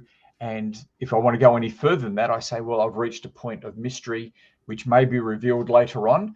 But certainly I don't see the Quran giving an explanation for how these two things are compatible. It just says that they are, and it just goes with that. So I'll finish there. Thank you. Thanks very much, Samuel. We're going to move into the time of cross-examination now, which will be 10 minutes each. So we're going to start the first 10 minutes with Shabir and Yusuf asking the questions to Samuel and Rudolph. So I'm going to hand over to Shabir and Yusuf to kick off the cross-examination time. Okay, sure. Yusuf, I think you indicated already that you had a question for Rudolph. Do you want to kick it off? Well. Actually, I think you could start. You could start it off. You'll start it off, and sure. I'll follow through thereafter. Yeah. Yeah. So, Rudolph, you will notice that in my opening presentation, it was all about the Quran. I did quote a couple of scholars. I quoted Ali al-Tantawi and Fazl al-Rahman, but this was more like icing on the cake at the very end. Basically, I've proven my case from the Quran, and more so, I've looked at the specific definitions. And our topic is about whether the Quran teaches this or that. It's not about the Hadith. It's not really about Islamic theology, and it's not what Muslim scholars say. It's what the Quran says. And I find it interesting that in your rebuttal period, you gravitated towards a heavy reliance on the Hadith. But let me start there by by saying that I did acknowledge that something could be written while we're in the wombs of our mothers, though I didn't say what. But the hadith says that these 4 things are going to be written, including whether the person is going to be shaqi or sa'id, whether the person could be miserable or happy. And you quoted that hadith. So I was wondering if you're aware that by going there, you're actually going off topic. Sure. And I acknowledge in my opening statement that I believe that the Quran both teaches a predestination and an assumed free will. But to see how the earliest scholars and the interpreters of the Quran have viewed what we would call a predestination shows quite clearly that they had a different understanding to what was presented today. That was what I was trying to get at. Yes, and of course, I concede to you that is a totally predestinarian position. Like when you say, don't even say if, because that just opens up the way for the devil, and just say, God did whatever he willed, and that's done. That was preordained, and our outcomes are all preordained. That's the flavor of all of those hadiths. There's no doubts about that. I'm saying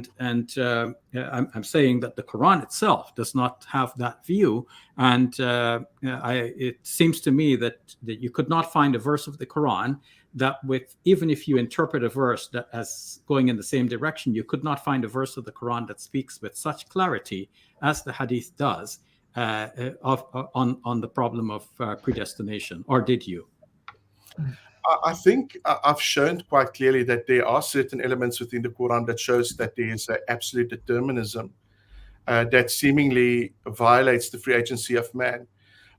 For instance, if you look at Surah Al-Qamar 54:49, it says that all things have been created by and after a fixed decree. Now, I understand how you interpret it, but this debate would be very boring if I take the same line of thought as you do. No, I'm just teasing. No, for me, when I look at that, I mean all things mean all things. So it seems, again, like I said in my opening statement, that there is this assumption of freedom. And I think Muslims won't have a problem to say that there is the assumption of freedom that we see within the Quran. I've shown the verses on free will of man, and I've tried to give a different interpretation through the deterministic agency of God in view of those scriptures. But what I try to show is that the earliest understanding of the hadith and the predestination of man, and also the understanding and conception of what we see in the Quran, is that Allah is the determiner of all things. And in all matters, it is God who decides, not man. And that's what I try to show when I look at the verses that speaks of the supposed free agency of man. Is there a free agency which is negated and given in the Quran? Absolutely, no denial. I would say, though, that when we look at the understanding of predetermination and compulsion, I think Yusuf spoke of majibur, that is mentioned within the Quran, and the free actions or the power of choice which is afforded to man. I think Yusuf mentioned iqtisab. We can see quite clearly that it's always the will and the predetermination of Allah which is sovereign and determinative in all of those instances. The question that we do have, though, is, does Islam teach a compatibilist view? And I've showed quite clearly that Maria Silas actually wrote a book that affirms the very fact, and I would say read the book that ascribes both the free agency of man and the sovereignty of God, no doubt. But I would say that it is an assumed freedom. In other words, when we look at the conception of the Quran and how it lays out how God predetermines everything and decrees everything, how it's written down in the preserved tablet in heaven before man is born, it shows quite clearly that there is a predetermination which we should put first, not second. We cannot put the freedom of man above the will of Allah. We need to put the will of Allah and the sovereignty of Allah above the freedom of man. That is what I get your answer. So you cited Surah 54, and the verse reads, "Inna kulla shay'in khalaqnahu biqadr." Everything we have created by qadr. And the word there is qadr. Yusuf has gone to great lengths to explain the meaning of the word qadr. So what about the meaning of what Yusuf has explained is wrong in your judgment? And what specifically pins down that God wrote, according to the Quran, in Allahul Mahfuz, specifically that a person will end up in hell? Because that was my thesis. Remember that the one thing that will demolish my thesis is if we could find in the Quran any verse that shows that a human being is predestined to hell, and that predestination occurred before the human being was born. Did you find any such verse? Well, I would say that obviously when you read the Quran, you can see quite clearly that, and I've mentioned Allah, that's chapter 87, 2 and 3, that the Lord have created and balanced all things and have fixed their destinies and guided them. All things means all things. Okay, but destinies, now, okay, so the word in Arabic, you know, سبح اسم ربك الأعلى الذي خلق فسوى والذي قدر فهدى. So qaddara is the same word that Yusuf has been explaining, which could mean that God measured things, God gave a certain innate ability to a certain thing to produce certain effects. So what in this, or in the wording of the Quran, means that a person is already predetermined to enter hell? Could I just add one point? You know, Surah 87 verse, and you explained Surah 54. But even after the issue of the qadar, the measure of the nature, and thereupon guides it, it speaks about God then creating vegetation. So it's a creative process in the ultimate cause of, you know, all that you see around in the world. But there's nothing which kind of now can be stretched to indicate that somehow or the other, the evil that we do is now also part and parcel of the creation of God. So you get the point. And same with Surah 54, verse 49. Again, as the ultimate cause in creation, what you see. Like if you plant a pawpaw seed, it's going to grow into a pawpaw. If you put apples or pears, you're not going to get a different kind of fruit. So that's all measured and determined. But there's nothing which indicates anything insofar as what good we do and what bad we do. That's now also somehow the other measured, or the evil that we do is created by God in that sense. You get the point? Sure, I can answer. Yeah, sure. Also in Al-Tab, we can see though that, and this is why I went to the Hadith, is to show that the earliest understanding of these passages is that ultimately it is Allah that decrees the fate of man. Now understand that different scholars interpret this differently. But when I read the Hadith, when I read Bukhari, when I read Muslim, I can honestly say that there is a form of predestination where God inscribes upon man his future, and he determinatively ascribes to man the outcome of what his life would be. That's why I read the Hadith that I did. Could I just stop you there, Rudolph? Because just what Dr. Shabir pointed out, is your reason for going to the Hadith because of the fact that you could not get anything conclusive on the notion of static predestinarianism or static predetermination in the Quran? Was that the reason you went to the Hadith? I would say that when I read, for instance, what I read in the Quran, the passages that I show that shows a presumed determinism, like in Al-Baqarah 226 and some of the passages that I've mentioned, it affirms exactly what should be described to be what God determines when I look at the earlier sources. So you can all throw away the Hadith and say it does not matter when it speaks of those instances where God predestines all things. Or you can say that you only stand by the Quran and what the Quran presumes on the free agency of man and the will of Allah, which seems to be the case here.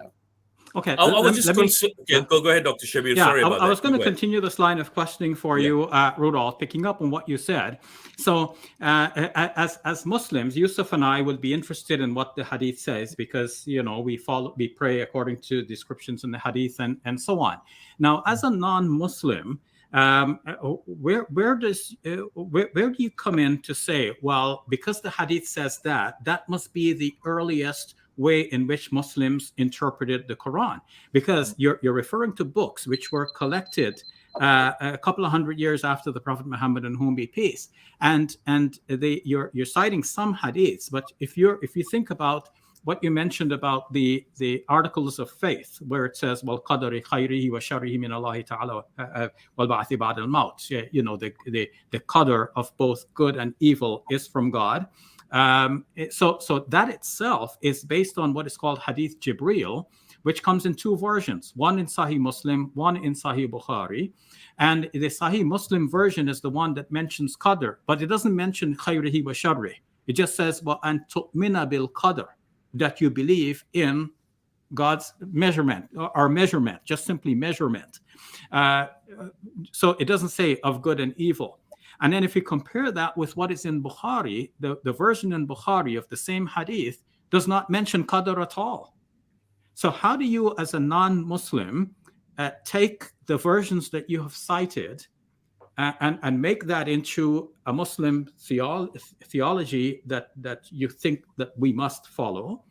I'm not saying that I deny this. I affirm this all the time. I believe in God and his angels and his books and his messengers and in al-qadr khayrihi wa sharri. I don't have any doubts about that. But when we say that this is our article of belief, that does not mean that I'm affirming that God predetermined that a certain human being will definitely end up in hell. So I can affirm that without affirming the other thing which you're inviting me towards. But my question more to you is, how do you determine as a non-Muslim that this is the earliest Muslim understanding, whereas non-Muslim scholars on the whole have cast great doubt on the hadith from a non-Muslim point of view? Yeah. Well, that is very interesting, and I'll say that there's definitely different interpretations. I mean, if you look at Sayyid Nasr Hussain in his writings, he definitely, Muhammad Khalifa, all of these guys believe in what would be called a compatibilist view of the freedom of man and the determining factors of Allah. But if you read at other scholars as well, which obviously report on these concepts, there are certain individuals that speaks quite clearly and quite seemingly in the direction where Allah fates everything, and Allah determines everything. And there's even, and some scholars speaks of the phases of taqdeer, which is fate, and what is predetermined and what is sent down in the 5 stages. So there are scholars that is to and against what is written. I would say, though, that when I read in my understanding of what is laid out, I can see quite clearly that as far as I can see and assume, the Quran explicitly makes it known that Allah is the one that decrees all things. And when we read passages of clarification that is found, for instance, in the Hadith, is that the earliest theology? I'm glad you said that the Hadith is further or farly removed from the first conception of the Islamic faith. But that is determinatively what informs the faith of Muslims authoritatively. And therefore, when you can't just negate these passages, we can't just say, I pick this one, I leave that one. We need to look at all of it, and we need to say, this is our assumed understanding of both predestination and the free will of man. And when I read those, it seems to me, again, when I read them consistently with the Quran open, the verses I've mentioned on free will and predestination, and the Hadith, the best picture that is created is one of what I would call determinism, and not the free agency of man. There's the assumed freedom of man, but there's ultimately what I mentioned, the determination of Allah. Thanks, Rudolph. I'm going to have to switch over because we've gone 14 minutes in the 10-minute slot, if that's okay, Dr. Shabir. And then ask Rudolph and Samuel to be asking their questions to Shabir and Yusuf. Samuel didn't speak, so I'll let him go first. Samuel, you're on mute. The issue that I wanted to bring was, what is the condition of the human heart, the human will? Because it seems to me that is an important aspect to be considered in this discussion. From what I heard Yusuf say, he was saying that we are born pure and that we choose, we're pure and we choose what's right, but we can also choose what's wrong. And I guess I just wanted to get some description as to how you can make that type of distinction, how you can have a mind that is pure but yet chooses wrong, because it seems to me you've split the mind there. Is that question? Is that the question basically? Well, Yeah. Well, I mean, coming back, and I think this ties up to the whole discussion of the setting of the seal of the hearts. The point being made is that man has been given free will. Man is ultimately pure, and this is, I think, where Islam differs from Christianity in the idea. But we've got this inclination. You've got this inclination to perhaps engage in good deeds or engage in evil. And the point I was basically making from the argument that you're presenting, the argument Samuel, is that somehow or the other this evil or that people do is as a result of God setting a seal on the hearts of certain people. So that's kind of predetermined in a manner of speaking. From the Quranic point of view, in Surah Rum, chapter 30, verse 30, we are basically told that, set your face upright for religion in the right state. The nature, that's a fitra, made by Allah, in which He has made all men. There is no altering of His creation. And so the fitra, the natural way, is that according to that particular verse, all men have been created, all men and women created in pure nature. And since Rudolph has introduced hadith, there's even a hadith which states that every child that is born conforms to fitra, the human nature. It is his parents that make him, a disbeliever or a Jew or a Christian or a Magian. So the point I was trying to respond to you is that the idea that some men are born with a seal on their hearts is opposed to the Quranic teaching. That's not what the Quran is saying. And it appears to me that you were using that as an argument to suggest that some men have already had a seal of their hearts. The point I was pointing out was that the Quran does speak of setting of the seal on some of the hearts. But if you look at all the verses that speak about that, it is that the seals are set on the hearts of the reprobate. These are the hardened sinners. They pay no heed to the call of God. So in Surah 2, verse 6 to 7, Allah set a seal upon their hearts, upon their hearing. There's a covering over their eyes. That sealing is as a result of them not heeding to the truth, to the Prophet's message. And so they refuse to open their eyes. They are reprobate. They're evil. So in a manner of speaking, they are like cattle, and then their hearts are sealed, in a manner of speaking, whether you warn them or do not warn them. But it's not a predetermined from the time of birth that these are people whose hearts are sealed, like the Calvinistic view. These are not destined for salvation, and these are the elect. Thank you. And that goes into my next question. I raised the theological concept of open theism, and just to get a confirmation, is that what you were saying? That, because my understanding of open theism, which seems to be across religions, is that God doesn't have a set plan. He may have set plans for where He's taking all of creation, but there's no set plan for an individual, and that in fact God is working it out with that individual. Is that what you were saying? Well, you see, Samuel, I don't like to be kind of bogged down with labels like open theism, but what if that's what open theism is, then I have no problem with that. If that's what open theism is, but the problem which I have when I put forth is that the decreeing of a good cause for a man or the decreeing of an evil cause for a man finds no basis in the Quran, and I would even argue from the New Testament itself. So if God knows what will happen in relation, if God, for example, knows that a person, or He decrees that a person takes an evil cause or a good cause, then in the first instance, it comes to the whole notion of the problem of evil. Why would that person even be punished in that particular sense? What's the basis of punishing a person if that person has been, doing a decree of evil? Like the unbelievers say in the Quran, this is the excuse. It's, throughout the Quran, you have passages which state that, I'll give you one classic example. It's the evil people that have led us astray, not God. For example, and I'll just be quick because I know time's at a limit. If you look, for example, at Surah 7, verse 38, when in the judgment day, in the fire, they will say, our Lord, these people led us astray. So give them a double chastisement. Or 25 verse 28 to 29. Certainly He led me astray from the reminder. Or 26:99, none but the guilty led us astray. So in all these passages, when it speaks about people being led astray, it's never that God has led these people astray. And the point is that if God led men astray, then their best excuse on the day of judgment in these verses would have been that they did not deserve to be punished because it was God Himself who led them astray. But in all these passages in the Quran, when it deals with doing evil, it's always the evildoers or the evil leaders. They say, surely we obeyed our leaders and our great men, so they led us astray from the path, in Surah 33 verse 67. Our Lord, give them a double chastisement and curse them with a great curse. So the point being made, the end thesis of my discussion is that God doesn't create or lead men to evil or decrees that someone's going to be in heaven and someone's going to be in hell prior to the onset of creation.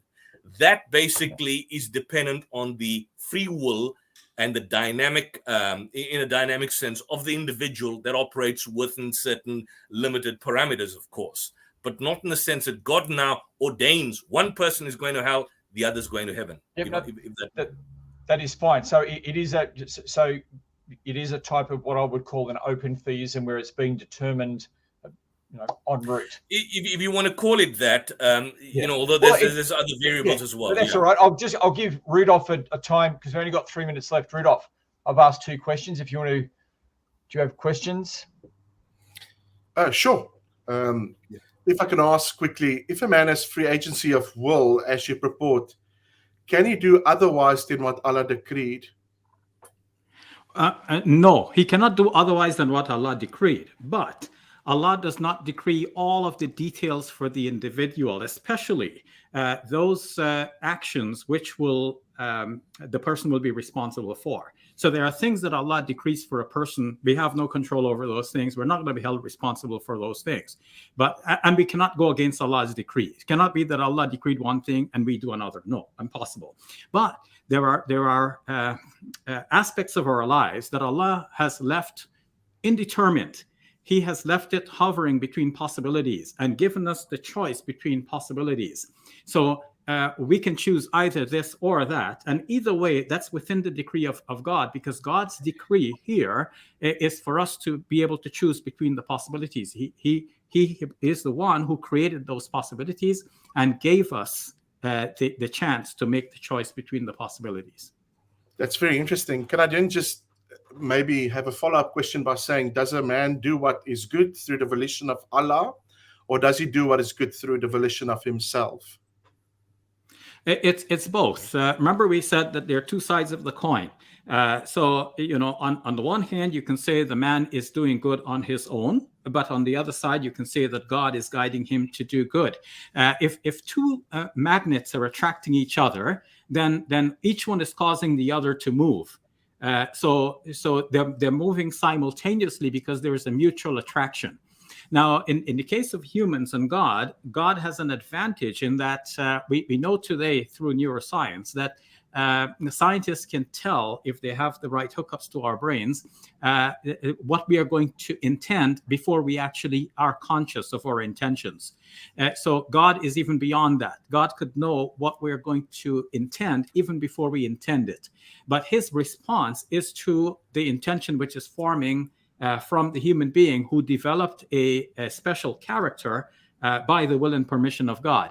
So yes, this also explains the verses which some of you are puzzled about. What does it mean to say that you cannot will except that God wills? Notice that the verse doesn't say that you have to will specifically the same thing which God willed you to will. No, it says in a general way, وَمَا تَشَاءُونَ إِلَّا أَن يَشَاءَ اللَّهُ. You cannot will except that God wills. So it is the will of God in the first place to allow you to have your own free will. And so when you exercise your free will, you're only able to do that because in the first place, God willed for you to have a free will. So that's all it needs to mean. And this is compatible with dynamic determinism and not compatible or does not entail static predeterminism. So you affirm both a dualistic concept of agency. In other words, there is not just one cause, which would be Allah. There's also the free agency of man and the will of Allah. Yes. That's very interesting. And let me just say, the more I listen to you, it really sounds like compatibilism rather than, I would say, free will theism or libertarian free will theism. And I'll leave it at that. Let me just leave it at that. I don't want to complicate it even further. Yeah, I mean, if I had a moment to answer, I would say that I distinguish my concept of free will here from the compatibilist concept of free will, because the compatibilist basically says that the human being thinks that he is free, and that's good, and let him act as though he is free, but he could not really have chosen otherwise than what he chose. And in my conception, we could genuinely choose other than what we choose. God has created these possibilities for us to choose from. Whichever one we choose, that's the qadr of Allah. And so we cannot go outside of the qadr of God. God, out of his predetermination and out of his measures. But we genuinely have the possibility of choosing either or. Neither one is specifically determined as a necessary outcome. Each one is a genuine possibility, and that's why it's libertarian free will, and it's not the compatibilist free will that seems like an illusion. Yeah, I would say that for me personally, when I look at compatibilism, it affirms, obviously, God determines all things. It shows when we look at freedom that we do everything freely. But it seems like with the cause between compatibilism and libertarian free will is that God, and obviously compatibilism, causes all actions, but man freely chooses to accomplish what God determined, which sounds, for me personally, that sounds more in line with what the Qur'an teaches, if I read it in that context. Where with libertarian free will, man acts freely without any necessity.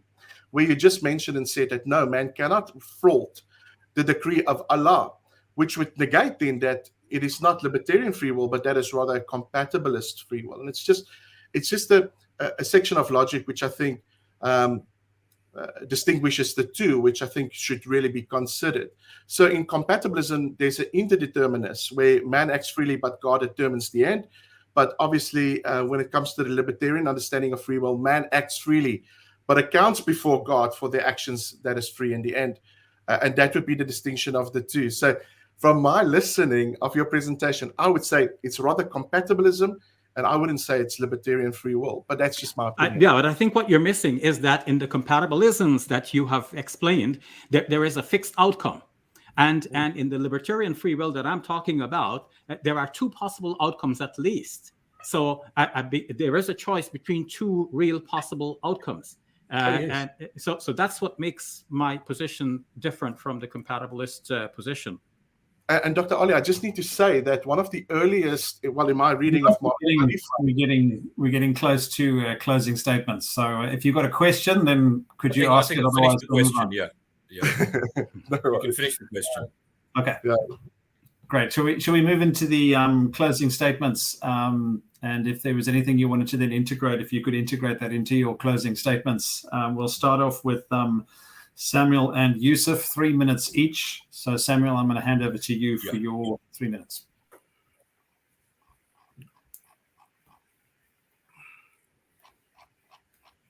Samuel, you're on mute at the moment. Doing that there. There we go. Well, thank you everyone for a stimulating discussion. I will go through my main points again just briefly, and then some wrap-up points. I tried to show in my presentation that the Quran has an idea of God's plan, that God has an overall plan for this world. Whether or not that includes the individual, that's what I don't think is not clear in the Quran. I think it's clear in that it goes from creation, life on earth, judgment, and the future. And from my understanding, there is that plan. There is that predetermined plan of God in this world. What we've heard today is that that predetermined plan for everything does not work itself out for the individual. And I'm not convinced of that. In one sense, I can sort of see their points, but it seems to me, at what point do you stop with God's big plan and have a smaller plan that is really open fees and where God's working it out with individuals? Now, maybe that is what the Quran has, but that's what we've been talking about today.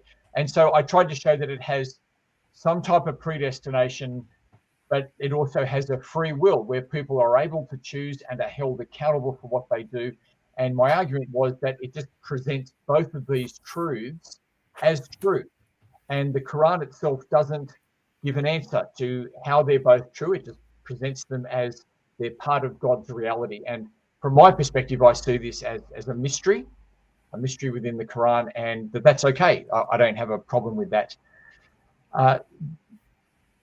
I then also raised the issue that we need to consider the human heart in this, because if we're born pure, then how are we meant to understand the sealings and everything else? And Yusuf has been able to discuss that. But I found it helpful. I found it helpful to listen to some of the definitions of qadar, which I want to go away and look at. And so in the end, I see what the Quran's saying as God is sovereign, God has his plan, we are responsible, and those two truths are just held together. Thank you. Thanks very much, Samuel. We'll move on to your closing statement, Yusuf, of 3 minutes. Okay, thank you for that. Just firstly, I didn't address Samuel's point in Surah 13, verse 39, Surah Al-Ra'd. If you look at 1339, this is the Muhammad Asad translation. It states there, Likulli ajalin kitab, every age has its book, or as it translates it as revelation. And then it says, God annuls or confirms, Yamhullahu ma yasha wa yuthbitu wa indahu ummul kitab, that God annuls or confirms what he wills of his earlier messages. So it's not a question of changing his will. What that basically means is that God is the fountainhead of all revelation. And as regards to the preceding reference, this is a reference to the abrogation of the divine dispensations that came earlier. So he annuls and he confirms of the earlier messages, for with him is a source of revelation. So he's talking about revelation, not the idea of changing one's will. Then the other point in relation to what Rudolph stated about Adam, that tradition of Adam, Moses has said to Adam, dost thou blame me for that which has been ordained to you? Now, the point being made is that it's kind of presented that this is a reference to the fall as a result of the fault of Adam, something which is ordained. But that's not exactly what this hadith basically states. If you look at the reference to the Qur'an, that will basically show that Adam's fault was not really the cause of his children living in a particular state. If you look at Surah 2 verse 36, it speaks of Adam's fault. Surah 2 verse 37 speaks of the fault being forgiven. Surah 2 verse 38 speaks of the hubut of Adam's children. And the last two verses, then Adam received revelation, received revealed words from his Lord, and he turned to him mercifully, and surely is of those who show mercy. So what Adam's reply to Moses in that hadith basically indicates was that it's not due to his fault that men had to live in a state of struggle with the devil. It's not basically that it's because of his fault which is ordained. The ordaining is that it's a divine scheme before he was even born. So it's not as a result of the fault that was ordained, as a result of which man has to now live in this perpetual state of struggle with the devil. This was ordained in advance, that the actual struggle was there before the creation of Adam, but not as a result of his fault, because the Quran states again and again that his fault was forgiven. It was over. It was done with. I have forgiven you in relation to that. So this is something separate in relation to what you basically given. So in a nutshell, I want to basically point this out, that Qadar does not actually mean static predestination. The Arabic word for that is Jabr, from a linguistic point of view.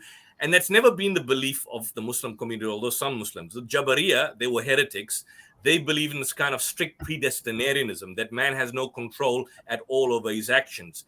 The Islamic position, or I would say the Quranic position, is that there's always been the middle one. Man has a free will, but that will is exercised under certain limitations.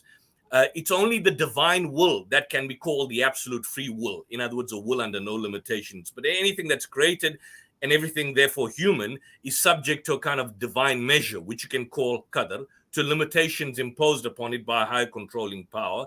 Man is the possessor, not of absolute knowledge or absolute power. All attributes belong to God. And so, in a nutshell, the last sentence, human knowledge, human power, and human will are subject to limitations, and these limitations are played upon by man by the divine measure, and that's what we will call dynamic, as Dr. Shabir would argue, determinism, as opposed to kind of static determinism, which is the argument that sometimes is made, and the Quran has absolutely no basis for that. Thank you very much. Thanks very much, Yusuf. We're going to move on to the closing statements of Rudolph and Shabir, 4 minutes each. So, Rudolph, over to you. Thank you so much. I will start off by saying that I've shown quite clearly that from the beginning that there is both an assumed free agency of man that is relevant in the Quran, but there's also a predestination which we should determinatively assume when we read all of the context of the Quran. Dr. Shabir just mentioned that when we look at a form of compatibilism, which I would say the Quran teaches, God causes all actions, but man freely chooses to accomplish what God has determined in his own freedom. I would say that there's a constraint when we read the Quran upon the freedom of man, because man acts freely, but God determines the end. It is not a libertarian freedom where man can act freely but account before God for what he does in his actions and his own free volition, but he's still acting under constraint. Now, there's almost a choice or a chosenness that, yes, there are certain things that are decreed emphatically, like death, seasons of the earth, etc., etc. But the point I was trying to make is that even in those, ultimately we can see both in the Hadith and the Quran, there is the assumption given that freedom is afforded to man, but the outcome of man's life can definitely not sum up exactly what God has decreed, or in the end even flaunt what God has called for him to do. So the assumed compatibilist position that my reading of the Quran basically sums up shows that there is a form of determinism that is prevalent in all things. Even in Hadith Qudsi, we are reminded that Allah speaks to, when it speaks of the phases of taqdeer, or the fate of man, it speaks and it says, "Am I not your Lord?" All of the humans reply, "We testify that you are the Lord." Then Allah decreed who would enter into paradise and who would enter into torment. That speaks for me very determinatively. It shows quite clearly that ultimately there is the assumed understanding that where man will wind up in his future state is where Allah decree. And let me just say, I've just mentioned a few hadith. There's definitely some more hadith that we can use and see quite clearly that the end destination of man is determined by Allah. But those things are rejected. Those things are placed aside. Those things are not seen as being authoritative. Those things are called into dispute. And I want to say the following: if those things are called into dispute, what else can we call into dispute when we look at the traditions of Islam and how we interpret these passages in the Quran?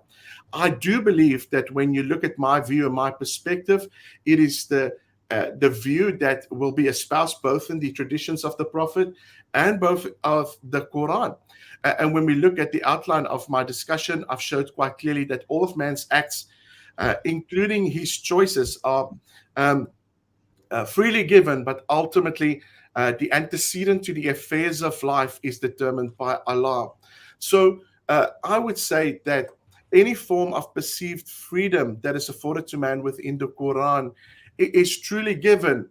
But ultimately, beyond that, what we can see quite clearly is that Allah decreed everything that should take place. He makes it come to pass, and He stands as the Rabb, or the Lord, over these things.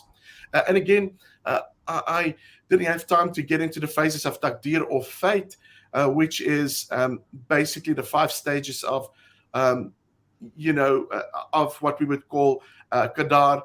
But it seems that even with that, there is no denouncing that there are certain things that are necessities that is impugned upon man. But ultimately, we should say quite clearly that the freedom of man is still subjugated or placed under the banner of man, and that is the consistent view before you between the traditions and also the Quran. My time over. Thanks, Rudolph. That's your 4 minutes. Absolutely.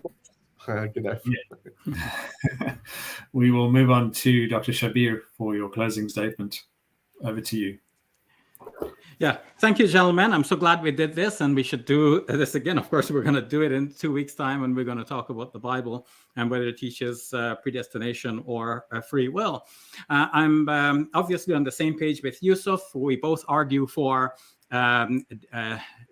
dynamic determinism, and that being compatible with the Quran, coming right out of the Quran's teachings, but not static predestination. We see that as being contrary to the Quran's teaching, and we have given examples one after another from the Quran to prove that to be the case. I don't believe that any of our interlocutors gave a verse which is contrary to that overall presentation.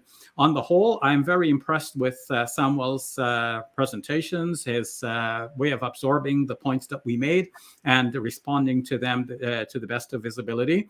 I have to say that I'm not so impressed, Rudolph, with the way that you have conducted this dialogue.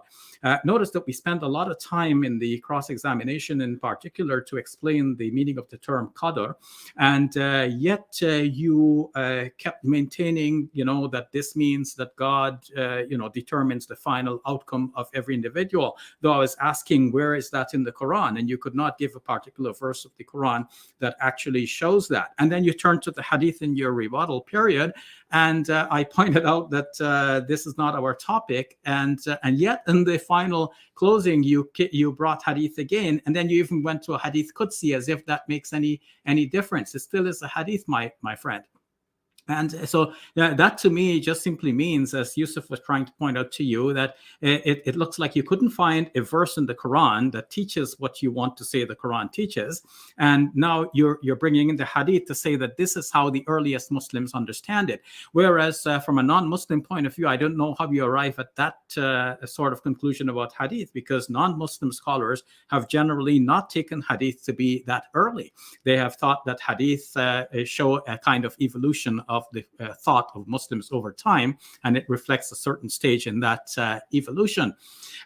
You mentioned, for example, the hadith that says that